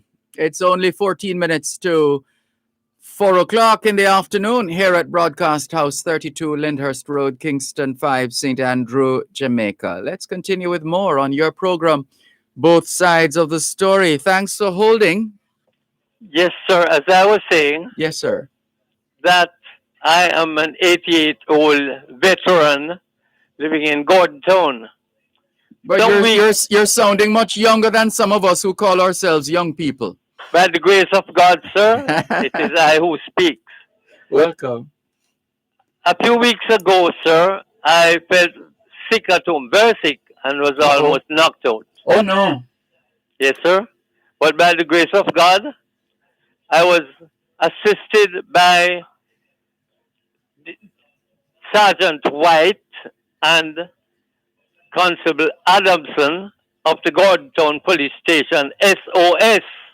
They answered the call so promptly that I was taken to the University Hospital Emergency Department, to where I was admitted for observation for 24 hours and was so treated by Doctors Mohammed and Boyne and released the following morning.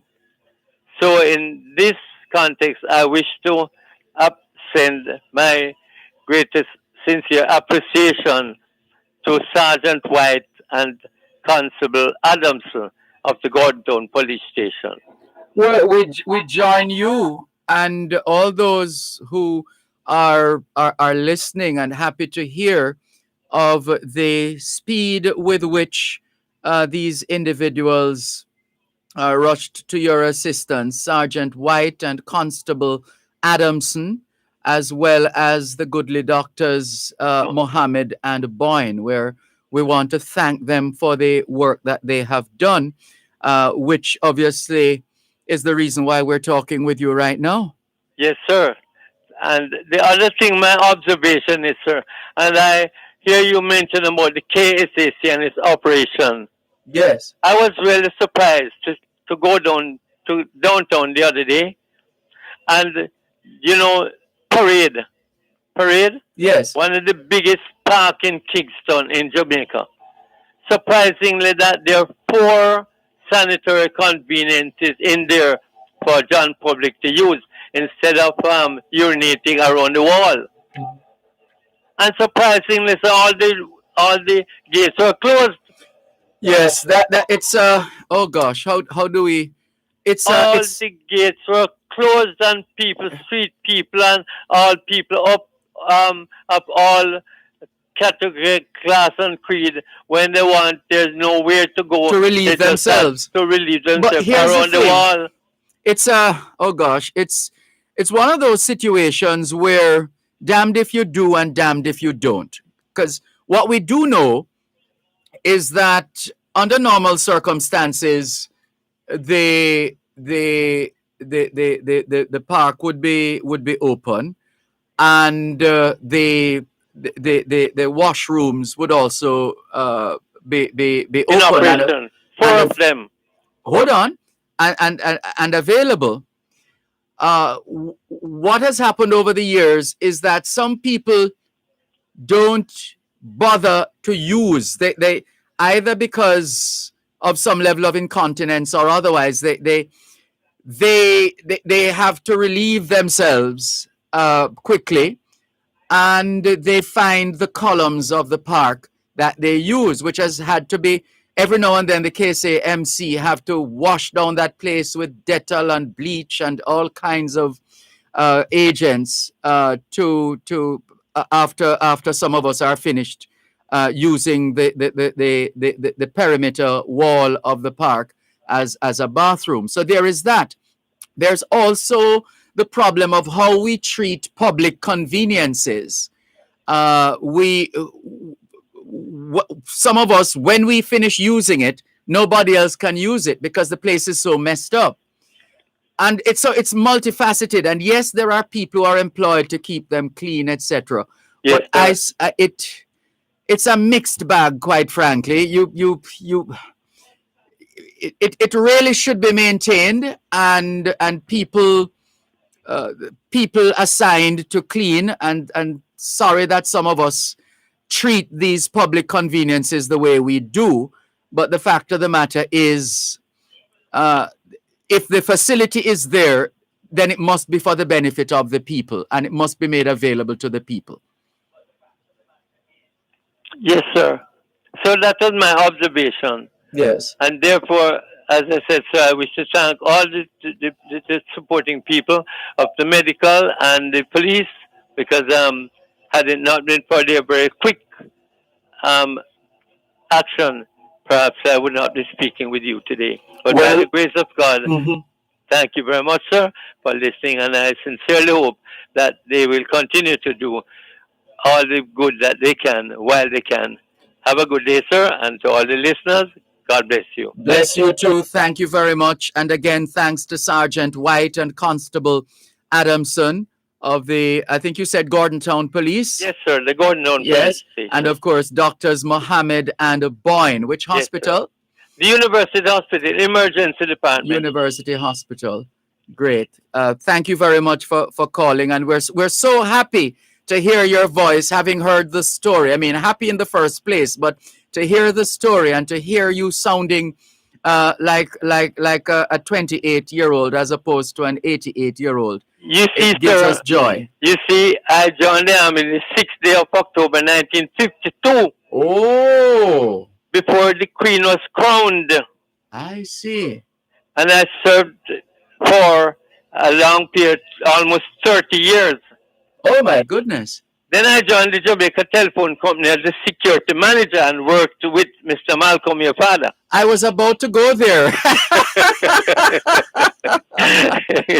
Yes, indeed. My father worked with Jamaica Telephone Company for a number of years. Yes, sir. He was the vice president. Yes. At the point in time when I was his security officer. Oh, wow. Yes, sir. So, with that, sir, I am still known as the Poppy Man for the Jamaica Legion. I remember last place I saw you. Oops, where was that? Where were we? King's House, sir. King's House. King's House. Yes, yes, Yes, sir. yes, yes. Thank you so much for the call. What a pleasure. Thank you Yes, so sir. much. God bless, sir. Bless you too. Yes, sir, and thank you. Good. Take care. This is your program, Both Sides of the Story, Poro 106 FM, still streaming live on the Gleaners website, go-jamaica.com. Good afternoon. Thanks for calling. Good afternoon. Good afternoon. Blessed afternoon to you, sir. Blessed afternoon to you too. Listening to that gentleman you just finished talking to a while ago. Yes. And it's I don't know how to describe it, but I have a friend that is 80 years old, and we were coming from Spanish Town. It was in June. It was in April. Yes. And he wanted to urinate. And we came off the Spanish Town bus at South Parade. And we went over, he wanted to go and use one of the facilities in the park. And all the gates on the park were closed. And he has an enlarged prostate, so he had to relieve himself speedily. And he had to urinate at one of the corners. And one of the gentlemen in blue demure uniform came across and saw him and said, well, he has to ticket him. So the gentleman was explaining to him that, well, I have an enlarged prostate, I'm being treated for it, and I wanted to urinate, and the place was closed, and the businesses around not going to let him use that thing unless he's buying something from some of them. And the gentleman wrote him up a ticket, and he had to pay $2,000. Well, he didn't have it at the time, and the time had expired, so he had to go to the court. He went to the court and explained to the judge what had happened. The judge asked him if he got a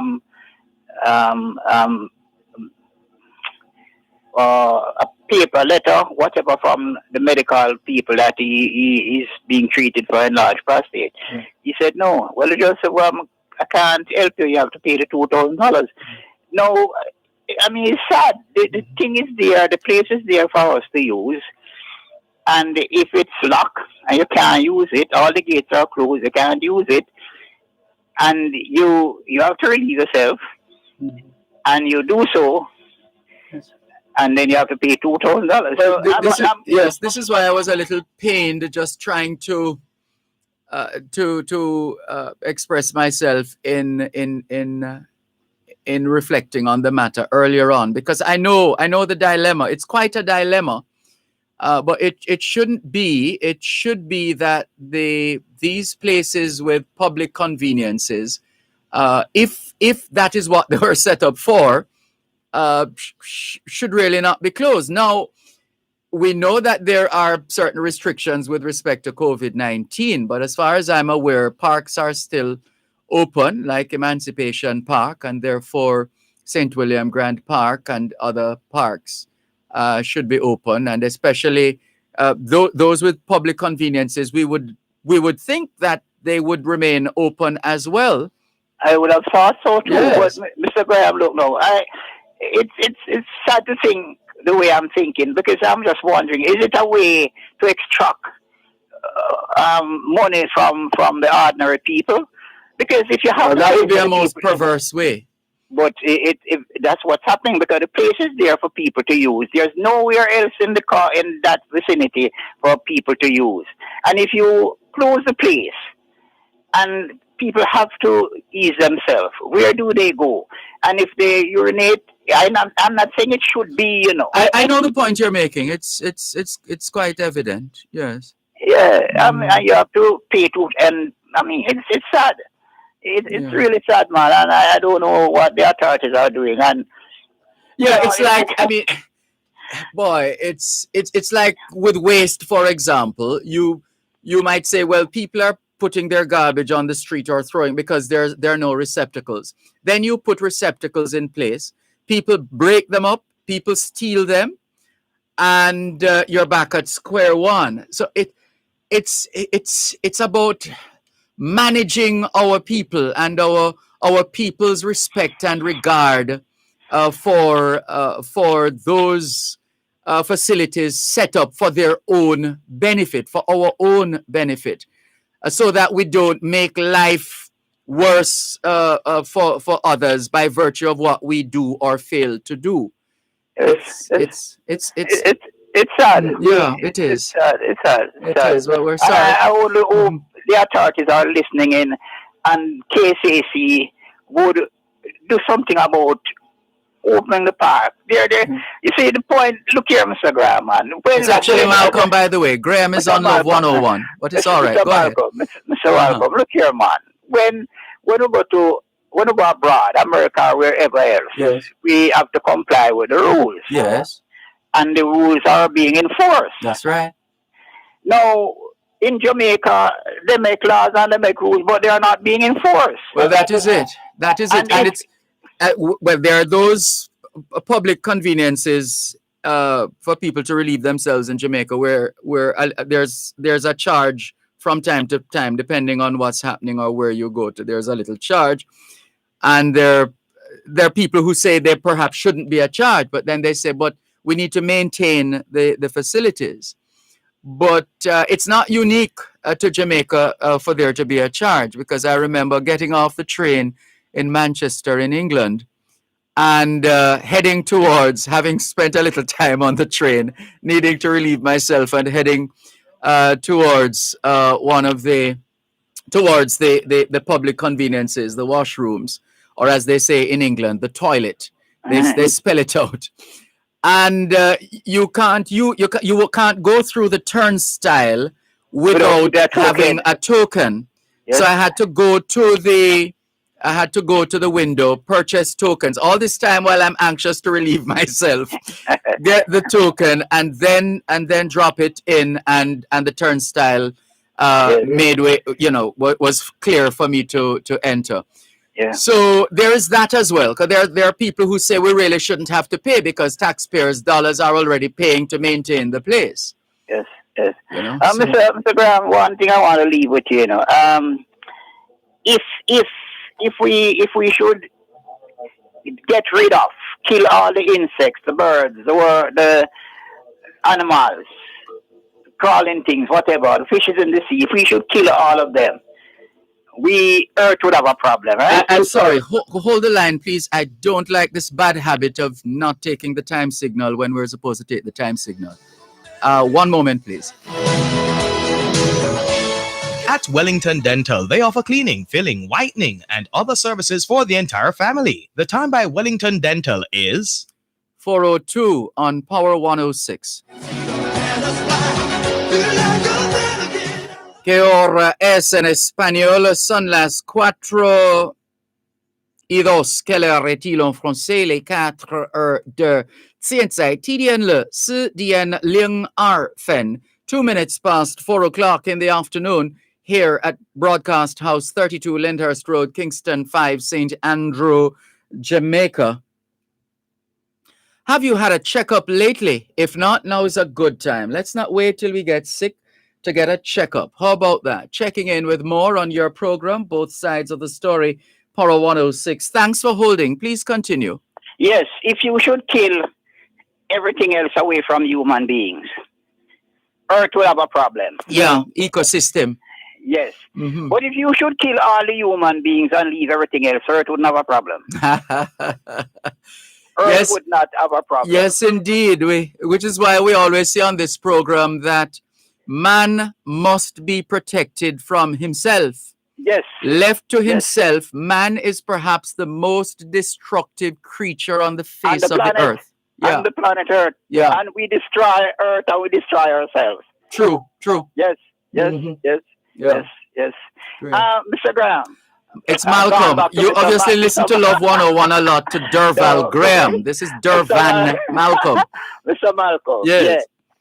Back to garbage. Yes. They did some roads, the Agley Park Road and the Constant Spring Halfway Tree Road, the Constant Spring Road and the Barbican Road, and they did some roads.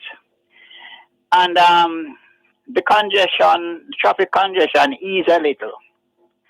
But in my opinion, if they had cast the gullies and built some new roads over the gullies, it would serve a dual purpose. It would create new roads and it would prevent dumping of garbage. Oh, yes, you're onto something. There's I don't want to call his name, but a very highly placed Jamaican in the diaspora who wants to contribute to the development of Jamaica. And that is one of you're spot on, because this is a sought after global expert of Jamaican, born right here in Jamaica, and so on. And he was making that point on a virtual career, Calabar High School's virtual career day, day opening ceremony. And that's exactly the point he was making about using these waterways in terms of facilitating a more efficient transportation system in and around the country. You're spot on. You're onto something. Yes, because they don't create any new road, you know. Yeah. The Constant Spring Road, you're leaving from Halfway Tree, coming to Constant Spring, you come up in a bottleneck when you reach Constant Spring. Yep. You're going down to Halfway Tree, you enter into a bottleneck. Yep. While if they had cast the gully from Constant Spring right down to Marcus Garvey Drive, you create a new road. Mm-hmm. And you'll be onto something, and then the people who dump in the garbage in the gully, that wouldn't be there anymore. Right. Yeah. You have a blessed evening, Mr. Val. And you too. Thank you very much. Excellent point you have raised. And to think that the first time I heard that was from this outstanding Jamaican is just a reminder that wisdom can come from anywhere. Yes. There are those of us who are thinking through these things. Well done. Thanks a lot for the call. You're blessed. Bless you too. Take care. This is your program, Both Sides of the Story, Power 106 FM. We have another call. We know Raskava has called on the WhatsApp line, but the other call came in before Raskava. Hello, good afternoon. Thanks for calling. Hello, good afternoon. Good afternoon. How are you today? Fine, thanks. And you? I'm good too. Thank God for life, you know. Amen. Yeah, I listen to your program all the time, and Thank you. for your listeners and everybody, bless them. Good. It's just 2 points I want to make. I heard you were talking about that road and Spanish Town Road. Yes. Yeah, from 3 miles Yes. to Kid Lane and going up. Yes. Yeah. Okay. What the construction people don't understand, there's a river and a well that's running on between Oakland Road back to 3 miles. They built a gully there sometime in about 72, 73, somewhere about there. That takes the water from for Walton Park Road coming down Oakland Road, going straight down that section there. And that's why that road, whatever they do, until they build a little bridge over there. Where would you put the bridge? Where? Just lift the road. Just lift the road and send the water underneath. No, you're right, because I know that area very well, and I was born and grew there. yes, Sorry yes, about I yeah. So I know it was a continuous problem from I was born from in the True. Yeah. So they got to lift that road. But I get the impression, I don't know if they're taking a shortcut, so to speak, or they have found an alternative, but I get the impression they're trying to fix that first, or do something in that regard before rehabilitating the entire stretch of roadway. Yes, they got to do that. Yes. Do a feasibility study, looking at that water that's coming off of Walton Park Road down Oakland Avenue and the vicinity there. There's a well that runs somewhere between Oakland Road there. Water is continuous running down there. Yes. And it goes down right to down in the Marcus Garvey Drive. And from they build that new road and dump up all the marshland that was down on Marcus Garvey Drive there, it's been a problem after that. That we hear they're going to need what? $2 billion? Or they say $2 billion was set aside to do additional work in order to take off the water. Yeah. Until they lift that road from Kid Lane. Yes. As a matter of fact, but I hear you talking about it sometime this week or last. Yeah, this week. Yes. Yeah. Until they lift that road and rise it a little bit. Yes. Yeah, and send the water underneath, down in those gullies, down by the train line, back in that marshland. Well, the marshland is dumped up now. It's all different road where the airport there, the little Palisados airport is. Not Palisados. Where am I getting from? The Tinson yes. Yeah. Mm-hmm. From the whole of that section has been developed, you're going to have major problem, major flooding. Yes. I was born and grew there. It was all marshland. Yeah. All swampland. Well, we hope that the engineers have some template, some source of information, whether at the KSAMC, the Kingston St. Andrew Municipal Corporation, or elsewhere within the state apparatus, that would have given them that kind of information so that they will make the necessary adjustments. We hope. Well, we hope. If they want, they can contact me. They got my number. I can tell them all about that stretch of road there from Greenwich Farm right back to 3 miles. Yeah, well, for what it's worth, we're going to take your details off air just in case. Yes. My second thing, I just want to make a mention of this. Where is all the respect gone in this world? Oh, Lord. Yes.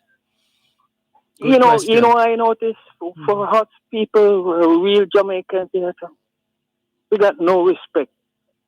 We got no respect for the environment, for people, for nature.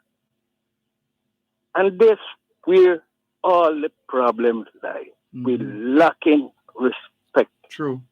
In this time. Yeah. And, I wish all our brothers and sisters in Jamaica here will show a little more respect. First for the environment and for us, people. And I would say to everybody and all the listeners all over the world, let's show a little more respect for each other. Yes. And love. Thank you very much. Thank you. Thank you for the call. Hold the line, please. Let's take your name and number off air, just in case the authorities want to have a word with you based on your experience growing up in that section of Southwest St. Andrew. Let's go to Raskava now, who's been holding for 11 minutes and 21 seconds. Raskava.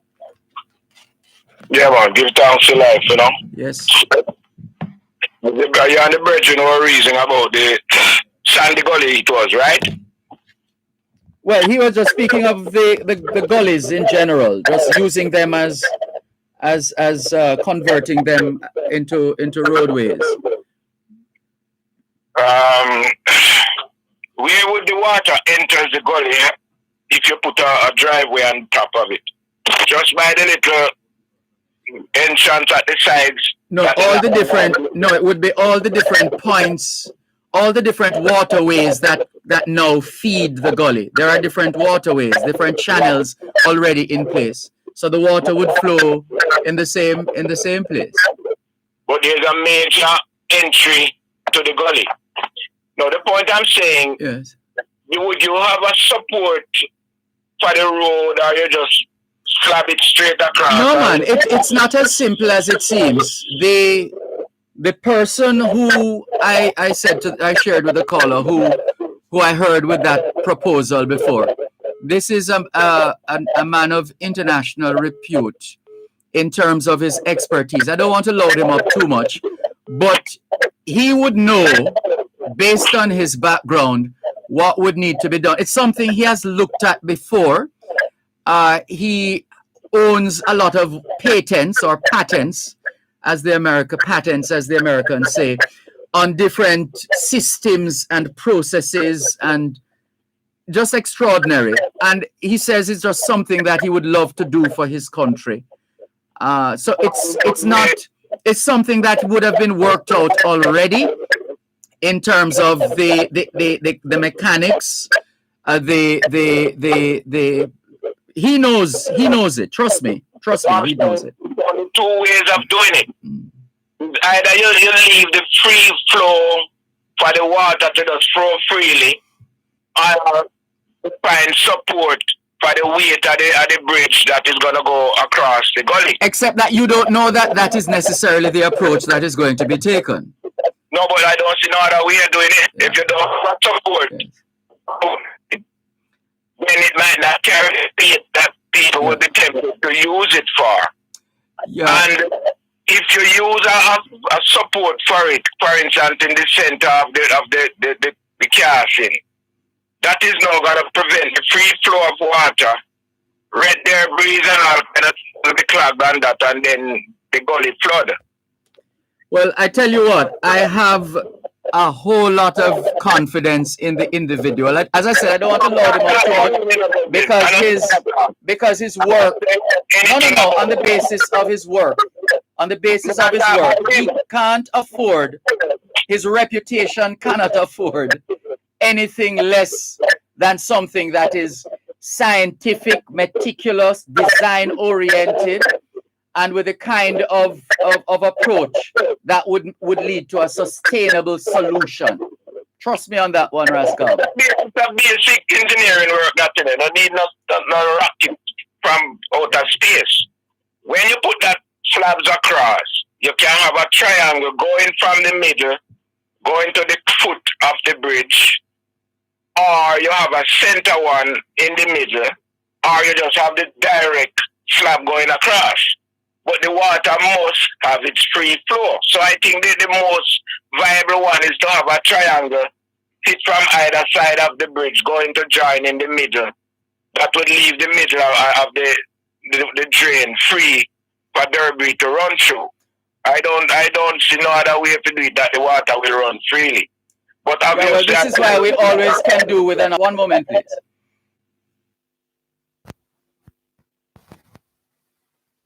You're listening to Power 106 FM. The time is now 4:16.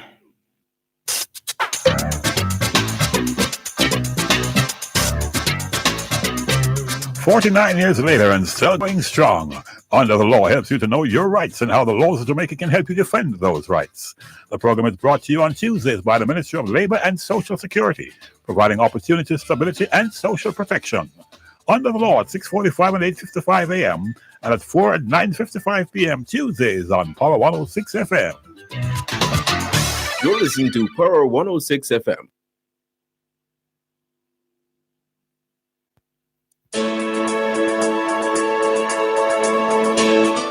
Que hora es en espagnol? Son las 4:17. Quelle heure est-il en français? Les 4:17. 现在几点了？4点17分. 17 minutes past 4 o'clock in the afternoon here at Broadcast House 32 Lyndhurst Road, Kingston 5, St. Andrew, Jamaica. Have you done your homework yet? If not, now is a good time. Good afternoon to all the schoolers listening to us, all the students from the early childhood level to the secondary level. Trust you had a productive day of learning today. Hope you also managed to get in some physical activity, just as important as mental activity. As we always say, young people, socialization makes you educable, education makes you trainable, training makes you employable, and the right attitude makes you successful. Homework time, young people. Let's go back to Raskava without all that noise we were hearing a short while ago. Yes, Raskava. that brilliant dream vision that the Virgin have, has it reached our town and country planners as yet? Oh no, not yet. So why is it been held up? No, because this man, I'm telling you, if I tell you the name, you can Google it, but I just don't want to load him up too much. Oh, that is right. We know saying great. But when I say some idea should I reach the town and country planner, that them give him the contract to do it. Yeah, but he has, as I said, he owns a lot of patents. He is involved in a couple of global businesses, one of them to do with a solution or an alternative a source of energy for aircraft other than jet fuel, among other things. Really major. He's doing some major work globally. And I would imagine all of that we need them here. Oh yes. Oh yes. And the expertise that they gain elsewhere, we need them to come and share it. So yes. Find those persons wherever they are and beg them. Yeah, not even when they want to do it, but beg them to come and help us. Whatever they are expert in. Yes. Yeah, which is what the diaspora movement is supposed to be about. But there have been, well, that's for another discussion. But all right, so let's change gear a little. Yes. Do you know from Mandeville to Maypen, there's no public sanitary convenience along the way for people who would want to relieve themselves? That I'm picturing that now, Mandeville. Yeah, you are correct. Right, and some of the business places will not allow a walk off the street person to come use them staff bathroom. Yeah, you're right. Except that I think your best bet traveling along any roadway in Jamaica and needing to use public sanitary conveniences, your best bet is a gas station, a service station. That's something. And a gas station out on Willowdene Road there. A little girl needed to use the bathroom, and we go and ask that the little girl, not even the mother or the father, the little baby girl, and they say no, they don't cater for the public. No, I find that shocking, actually. I find that really shocking. As one over these... Yeah, well, this is what I'm saying, because over the last almost 28 years, since I've been working at Power 106 FM, and traveling across the country doing broadcasts and so on, we can always find a restroom at a gas station on any stretch of roadway in Jamaica. At some point, there's a gas station that you can rely on to go there and relieve yourself. Yeah, I agree, because they're in a competitive business, you know. Yes. They will want people to drive, come all the way to them just because of that thing that they offer, which is good. So the gas stations are the only business place that you can say, well, we so reach on gas station. Yes. You may not get it, but it's more likely that you will than not. True. And I'm saying that you will go into a parish in the capital. You will see the public conveniences, or if there's a market on the way. But otherwise, Virgin, there's none provided along the way in strategic points. Yes. For people to, as a what I call it now, lay by. That you can stop the road and go and refresh yourself, chill out for a minute and move again. I don't know why the people why them just get accustomed to it, so them never expect them to do nothing about it. And part of it, and that should be no excuse, but part of it is the fact that some of us haven't crowned ourselves in glory in terms of how we have treated these public bathroom facilities. Oh my God, I never ever want to mention that, because I'm looking for there. But people use the foot of the bowl instead of use the bowl. Oh Lord. All right, so it couldn't get worse than that. Yeah. Terrible, man. It is. And the Virgin will definitely have that nasty practice above us. Yeah. You go to the urinal and you wet up the floor. Mm-hmm. Well, there might be cases that a man couldn't hold you. Urgent, yes, that too. Yeah, but you can't get right at the foot of the bowl and drop it at the foot. No, that doesn't make sense. That means we know the bowl you want to drop in. That's right. Anyway, give thanks. Before you go, I have some good news for you. Hold on, let me see if I can bring up the message. There's some good news for you. Let's see. Message. Got a message from Mr. Shaw from the National Works Agency. He says, blessings. The drain is to be cleaned under the upcoming pre-hurricane mitigation program. You can advise the gentleman. So I'm advising the gentleman now. No, that don't mean anything. Me are no gentleman. No, I had sent your messages to him, and with a little note. Huh? Make him know who that come from, because they know me. Oh, I told him. I put your name in the message. Raskava. Yes, I did. But when that program is gonna get started? It's supposed to be right now. And he underlined cleaning, not repairs. No, he said the drain is to be cleaned. So I guess that's the difference. You want the break. I think there's a section. Running freely. Yeah. And as you clean what's there, and another rainfall, the debris is gonna collect right where you just clean out from. Because the sides of the drain break down and drop down in the middle of the drain, of the canal, you know. Yes. When the water comes there, so it stop and just seep underneath it. So the multitude of water there in front. And there we got water grass cover the whole thing. And that's where the mosquitoes love. So if you just come clean out those plastic bottles and papers and all the things we're in it, fine. But as the rain come, it will come and stop right there, so again, it can run freely, continuously go on where it's supposed to go. Well, here's the thing now. Maybe the question needs to be put to Mr. Shaw. Well, there's a Tuesday morning program when he gets to address these matters. But the question as to whether if those who are cleaning the drains and the gullies come upon a gully or a drain that is in need of repair, are there funds to deal with that kind of eventuality? That has to be the next question, which would take care of your concern there in Maypen, Clarendon. But there must be funds for damaged drains. I would like to think so. Yes. You can't allow the water to be flooding out people's place. There must be funds for that because that's an emergency. Well, that's a point for follow-up. All right, sir. Bless up yourself and take care. Sure, you too.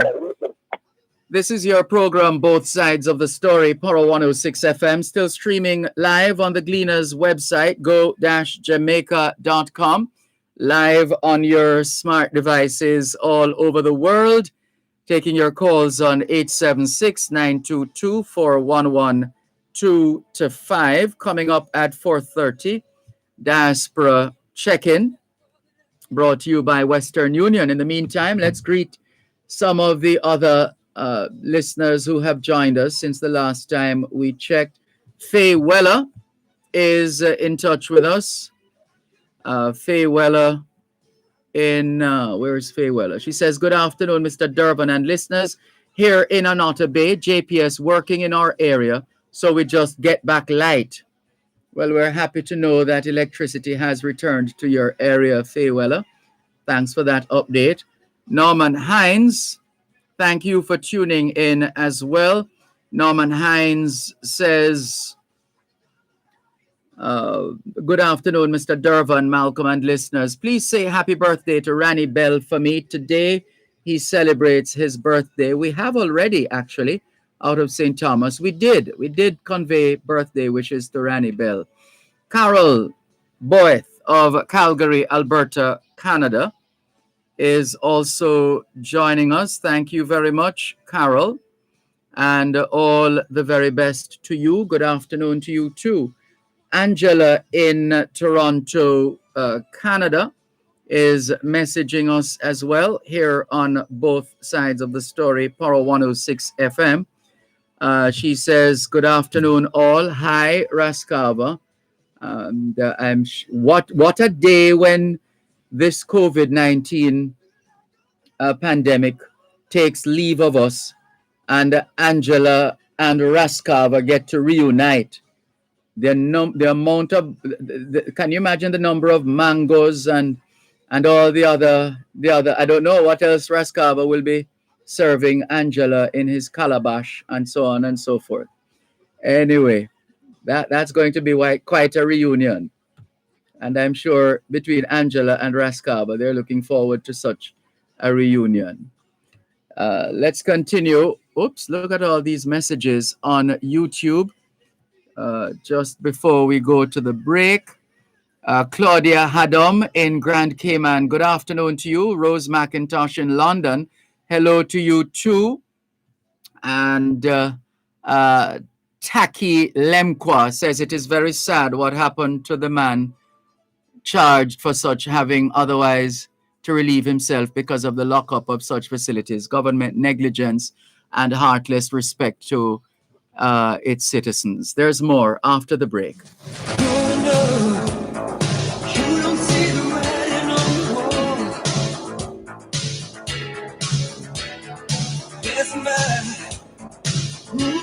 You're listening to Power 106 FM. The time is now 4:30. No food is worth your life, no matter how good it look or how good it tastes. If you have trees growing near a JPS power line, do not pick the fruits. Why? Because whatever you're using to pick the fruit can get caught in the line and you can get shocked and electrocuted. Plus, just being that close to the line can cause you danger. It's just not worth it. It's much safer to pick fruits from trees that are not close to the JPS power lines. Stay safe. Protect life and property. For assistance, call JPS at 888-225-5577. JPS, powering what matters. Celebrate World Environment Day this Saturday, June 5, under the theme Ecosystem Restoration, with a focus on its role in providing the essential infrastructure that supports life on Earth and human development. Join the Jamaican Diaspora Live Online with Dervan Malcolm as he encourages worldwide awareness and action to protect our environment. This Saturday, June 5 from 6 to 9 a.m. This broadcast is brought to you by Environmental Solutions Limited, Everything Environmental, and Portland Cooperative Credit Union. Moving ahead and serving you better. That's a focus on World Environment Day during the Jamaican Diaspora Live Online. This Saturday, June 5 from 6 to 9 a.m. right here on Power 106 FM. Diaspora Check-In during Both Sides of the Story is brought to you by GK Western Union. Receive money directly into your bank account today. Take me where my future's lying. Send devil's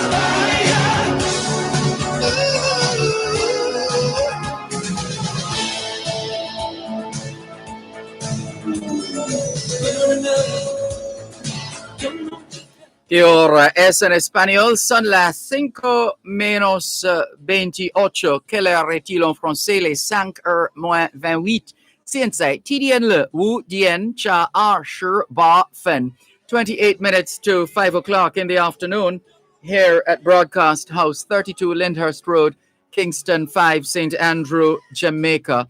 Do you know where your children are? Are they where they're supposed to be? Doing what they're supposed to be doing? It's a good time to check up on the children.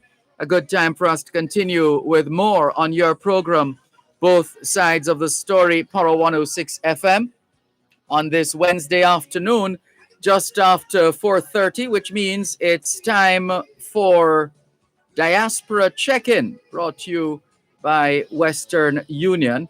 And no, we're not going overseas for this week's edition of Diaspora Check-in. We're staying right here in Jamaica, but there is an overseas connection anyway. Let's say hello and welcome to Dr. Clifton Reed. Dr. Reed, good afternoon. How are you? Hello, Dervan, and good afternoon to you, and good afternoon to your listeners. Thank you very much for joining us on Diaspora Check-in this week. Dr. Reed, we know you're very involved in your parish of Manchester in terms of the I think it's called, is it the Manchester Peace Coalition? That's correct. Manchester Peace Coalition, or MPCO for short. There you go. Well, give us some background first of all before we get to the meat of the matter in terms of how it is you've been able to find the time or make the time to get involved in community work when in fact you're a medical doctor and therefore always on call. You know, Dervan, I was just reflecting. People say that all the time, and I was just reflecting on the fact that when we were born with various talents, and nobody was born a doctor or a nurse or Indian or a chief. We're born with certain talents, and we hone and develop it through our education. And as far as I'm concerned, we are to apply these talents wherever they're needed. And I that's what I try to do. So I'm a physician, and I enjoy and love my job. But there are many other things that I like and enjoy, and I want to think I can make a difference in those regards. Mm-hmm. And there are many other persons doing the same thing. We're not, we really are born with the aptitude and the talent to do various things. It is a pity if we allow ourselves to be locked into a particular label. Yes. That's just my view, Very well put. And so you've just remind us, you've been involved in more than a couple of projects. We know Brooks Park is one of those. Brooks Park itself, which also has would that be the outside of the park where you have the monument, the Peace? The Peace Monument is actually in the park itself. Oh. And just to give us background on that, because it's pivotal to what we're trying to do as a peace coalition. Yes. The Brooks Park actually is the first peace park in the English-speaking Caribbean. And Mandeville is the first peace town in the English-speaking Caribbean. And a gentleman by the name of Dr. Louis D'Amour came to Jamaica several years ago to do the honors in a civic ceremony attended by the leaders of the parish. And the then mayor and myself were asked at the time whether this was going to be a 9-day wonder. Mm. And we pledged at the time to carry the message of peace forward. Louis D'Amour is the founder of a group, a body called the International Institute for Peace through Tourism. And his goal is to unite the planet through peace gardens and peace towns and using tourism as a vehicle to achieve that. Yes. And so, it is just in vain that he comes here to get us to log on to the program, so to speak. And we've since then, through a series of meetings, decided to get more volunteers, and we've been meeting together as the Manchester Peace Coalition, essentially a group of volunteers that are dedicated to particular causes. It so happens that we are working with 18 quote unquote at-risk communities in Manchester, and we are pushing a number of things. And as you will hear later, the Father's Day thing and parenting thing is really big and important. Well, let's go there. Let's go there. Why does this mean so much to you? Okay, so to begin with, the vision of the Manchester Peace Coalition is Manchester, a place for peaceful and holistic living. Around that theme, peace is very important to us. Now, our listeners in Jamaica will readily point to the fact that Manchester is not the most violent parish. But we have with the help of Dr. Herbert Gale, we have been able to look at the trend, and we know that the trend is heading out of the metropole into two centers, one in Montego Bay and one in Kingston, heading out peripherally, the way that a contagion spread. And we, like the rest of the country, we have to take steps to try and maintain what peace we have and improve on it if necessary. And in situations where there is a lack of peace in other parishes, for instance, to join hands across Jamaica to try and transform those societies or those groups into peaceful, peaceful parishes and for peaceful coexistence. Now, the Manchester, at the heart of all this, we think, is parenting and particularly the important role of fathers. I actually strongly feel that we're going to have to get in the trenches among the parents and empower them to be better stewards of the children that come into their lives. Mm-hmm. There's a story that I was told recently by the principal of a school at which I'm a chairman of the board that has sat in my craw since then. And what has happened is that the COVID has had a negative impact on that particular school because of its geographical location and other reasons. So that access to internet and so on is limited, highly limited. And so we have, as a board and through the principal and his staff, has come up with several initiatives to try and reach out to parents and students. And in this one occasion, when they went out into the community, they learned that this particular boy was not attending school. The parent was distressing what the mother was saying. And when we found the youngster, he was actually doing some menial job in a supermarket packing bags, and he was now earning some money. And he decided that because we are putting the reason behind it, but he now has no interest in school. We think because he's making some money. And when we, in great distress, went to the mother, she was said, well, if that's what the boy wants, there's nothing she can do about it. And I interpret that to mean that she's not empowered to make this youngster understand that his salvation doesn't lie in making a few bucks now, but rather getting an education so that he can make many more bucks later on. And so, it just points to the importance of parenting and more important to empower parents. Yes. Because parents, I believe, are failing for a lot of reasons. Some of them not through any act of their own, whether they, out of a job or, single parenting or just poverty in some instances. Yeah. And so whatever we can do to empower parents, we have to do it. Not least of all, our fathers. I know you also have an interest in terms of, which is why we have scheduled this interview for this segment, Diaspora Check-In, recognizing, yes, indeed, it takes a village to raise a child, and the village, our village is bigger than the boundaries of Jamaica. Right. So Dervan, we started this Father's Day celebration quite deliberately, with a hope that this will spread into every nook and cranny of Jamaica, because we feel that the young men and boys and fathers to be need the kind of role model that many of us benefited from. That infused respect and respect and for self and parents and country and so on.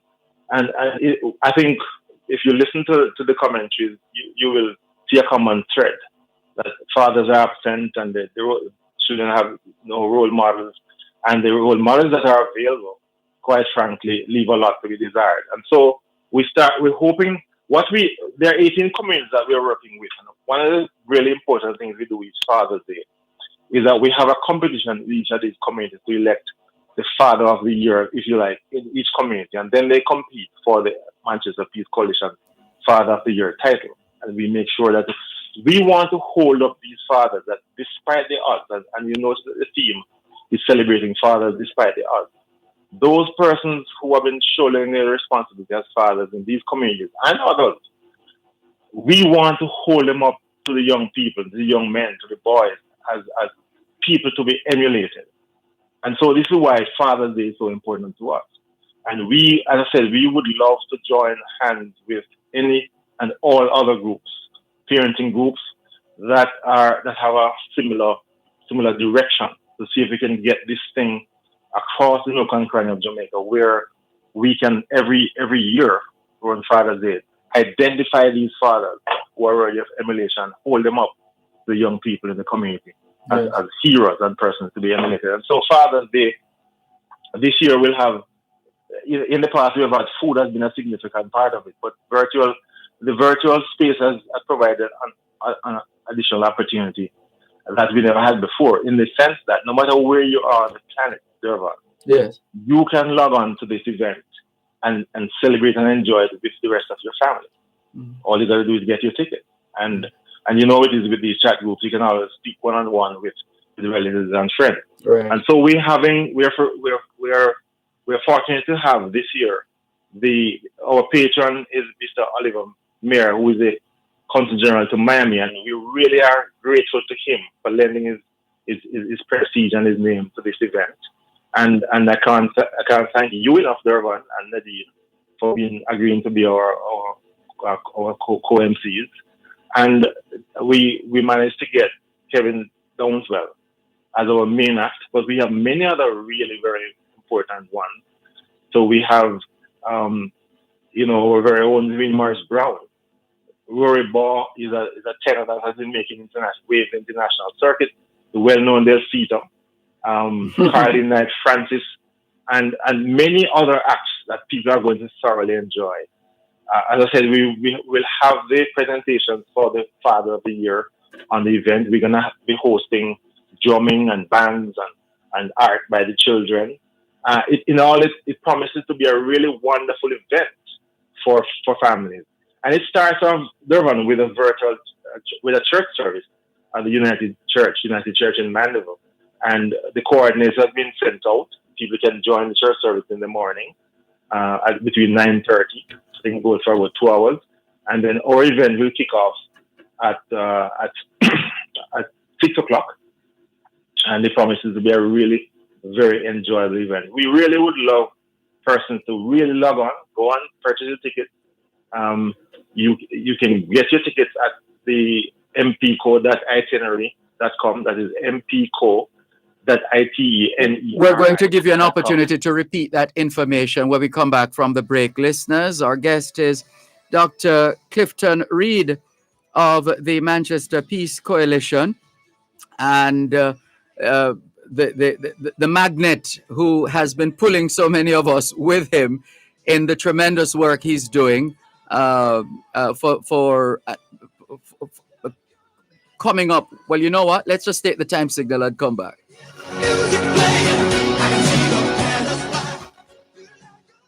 You're listening to Power 106 FM. The time is now 4:45. Join us for the first staging of the J3A's Olympic Destiny events live on onespotmedia.com pay-per-view on June 5 and June 19, 8 a.m. to 11 a.m.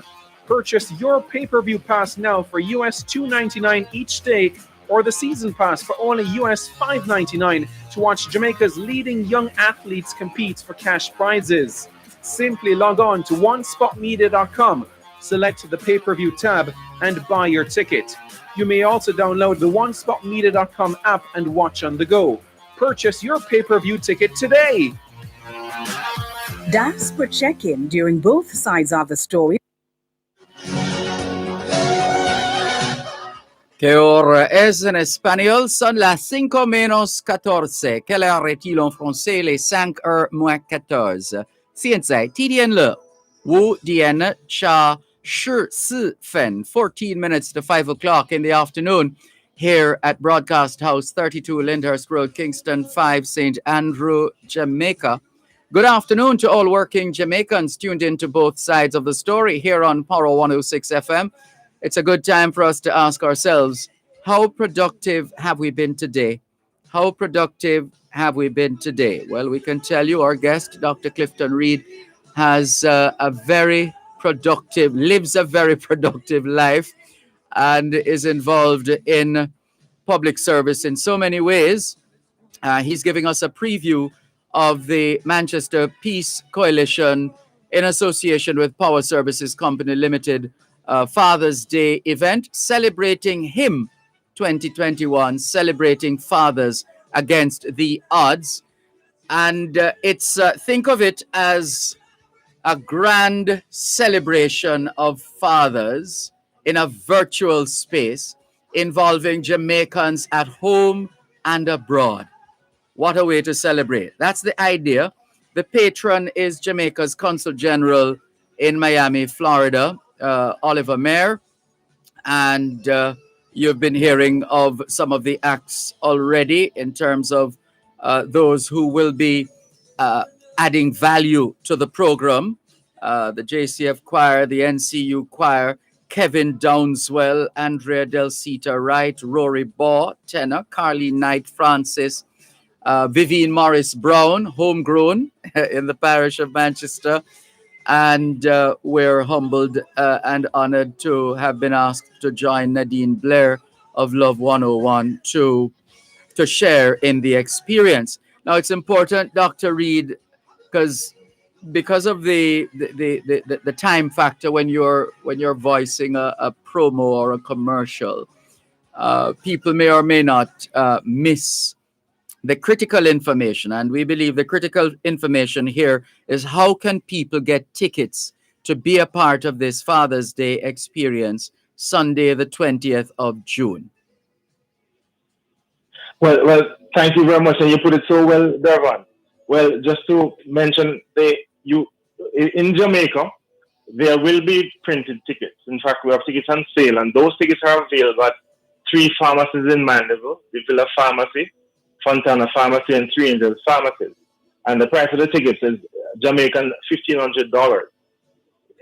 Persons abroad, or even Jamaica, if you want to contribute, can get tickets for $20 US, and you can log on to the virtual space. The address is mpco.itinerary.com. That's mpco.itinerary.com. And you can register there as a sponsor or as a participant, and you can get your ticket, and you will get your coordinates to get into the event. But Dervan, if I may, I just like to say that we are really, really thankful for Power Service Limited for joining us in this endeavor, and our hotel and Affinity for supporting us in very important ways. And just to say to your listeners that Dr. Herbert Gale himself, who is the chairman of Fathers Inc., Dr. Coombs, who is the founder of the National Association of the Family, and all our civic leaders in the parish will be joining us in terms of messages, and we expect a message from the Governor General as well.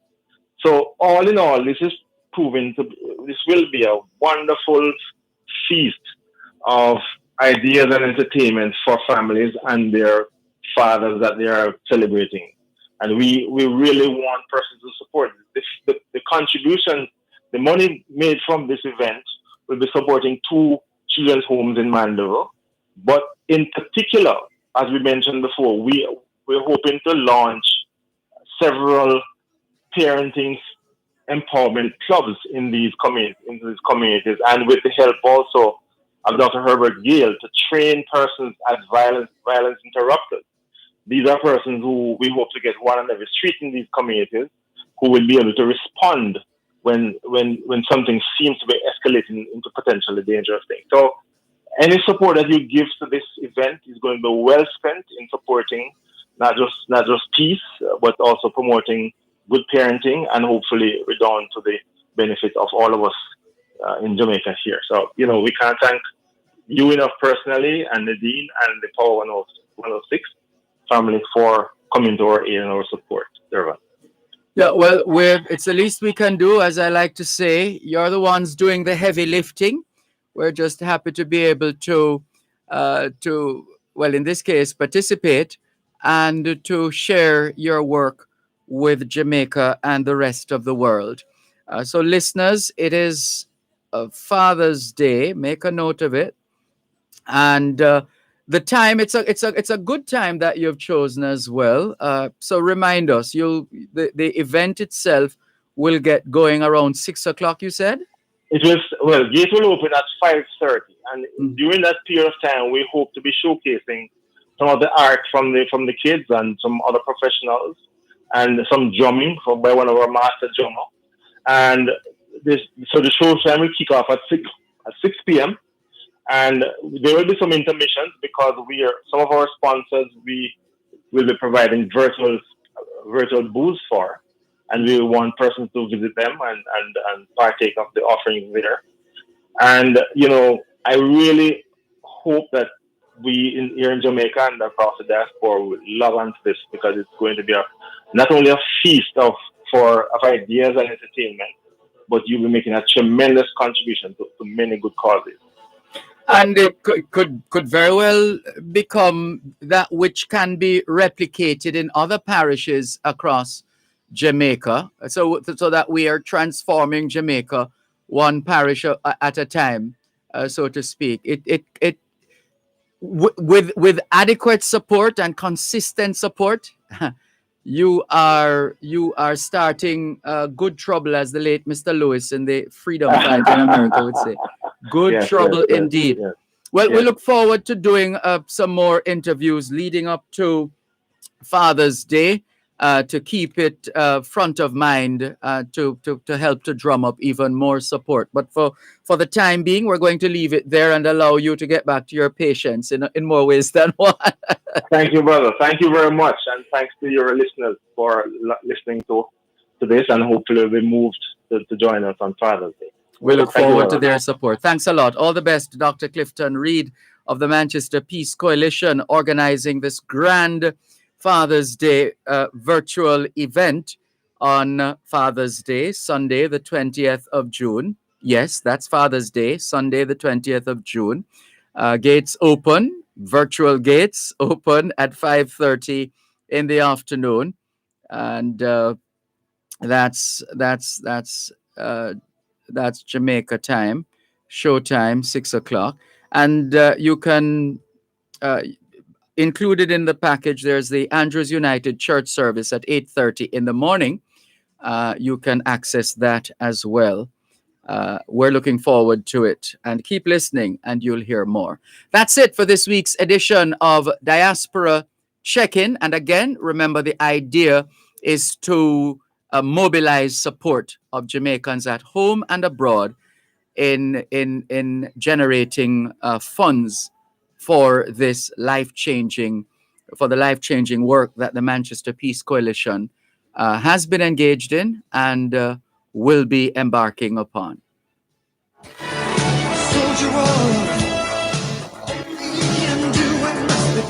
Diaspora Check-In during both sides of the story was brought to you by GK Western Union. Receive money directly into your bank account today.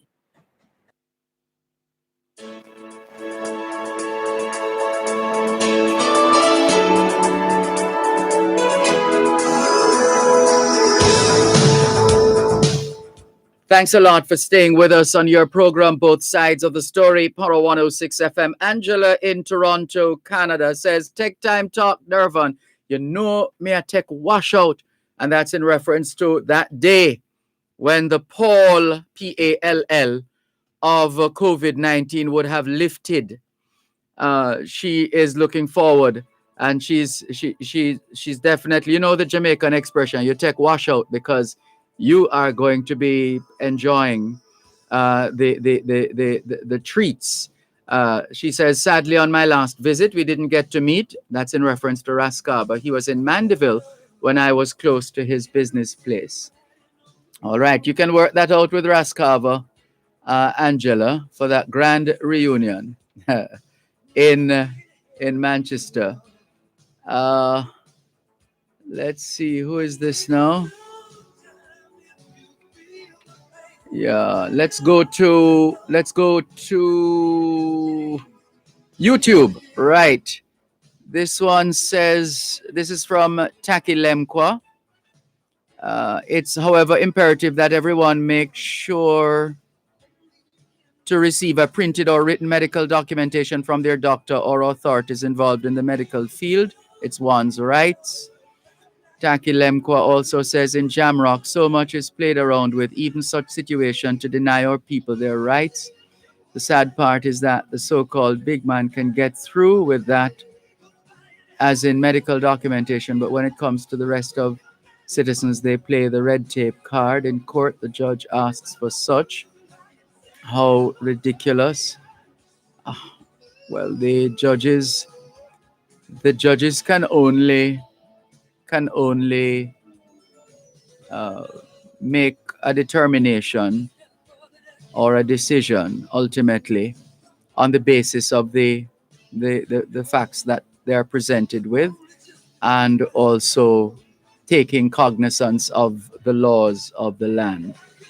It's it doesn't take into account emotion, sorry to say, for those who are thinking along those lines. The law, the justice system is not about emotions. Otherwise, a lot of, well, let's not even go there. It's, we'll have to come back to that discussion because we're almost out of time. Can we thank you once again for the privilege of serving you on yet another edition of your program, Both Sides of the Story, for today, Wednesday. I'm sorry, I'm a little distracted. Sorry about that. For today, Wednesday, the 2nd of June, 2021. The moving finger writes, and having writ moves on, nor all your piety nor wit shall lure it back to cancel half a line, nor all your tears wash out a word of it. All things being well, Both Sides of the Story returns tomorrow afternoon, 2 to 5. Till then, this is Dervan Malcolm reminding all of us that every day is an opportunity to do better than yesterday. Take care.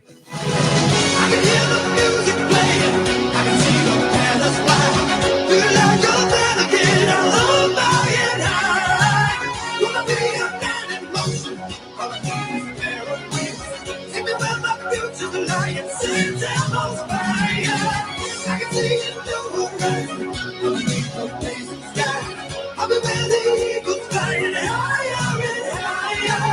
Gonna be a man in motion. I'll keep you there away. Take me where the future lion sings down on fire. I can climb the highest mountain and cross the boundless sea. I can feel that elbows fire burning in me. You're listening to Power 106 FM. The time is now 5 o'clock. News, comprehensive, powerful, and credible. Power 106 FM now presents a simulcast of Radio Jamaica's news at 5. Welcome to Beyond the Headlines, live on Radio Jamaica. 2.5 hours of up-to-the-minute news, analysis, features, and sports. Beyond the Headlines, covering Jamaica from coast to coast, the Caribbean, and the world. And now, the news.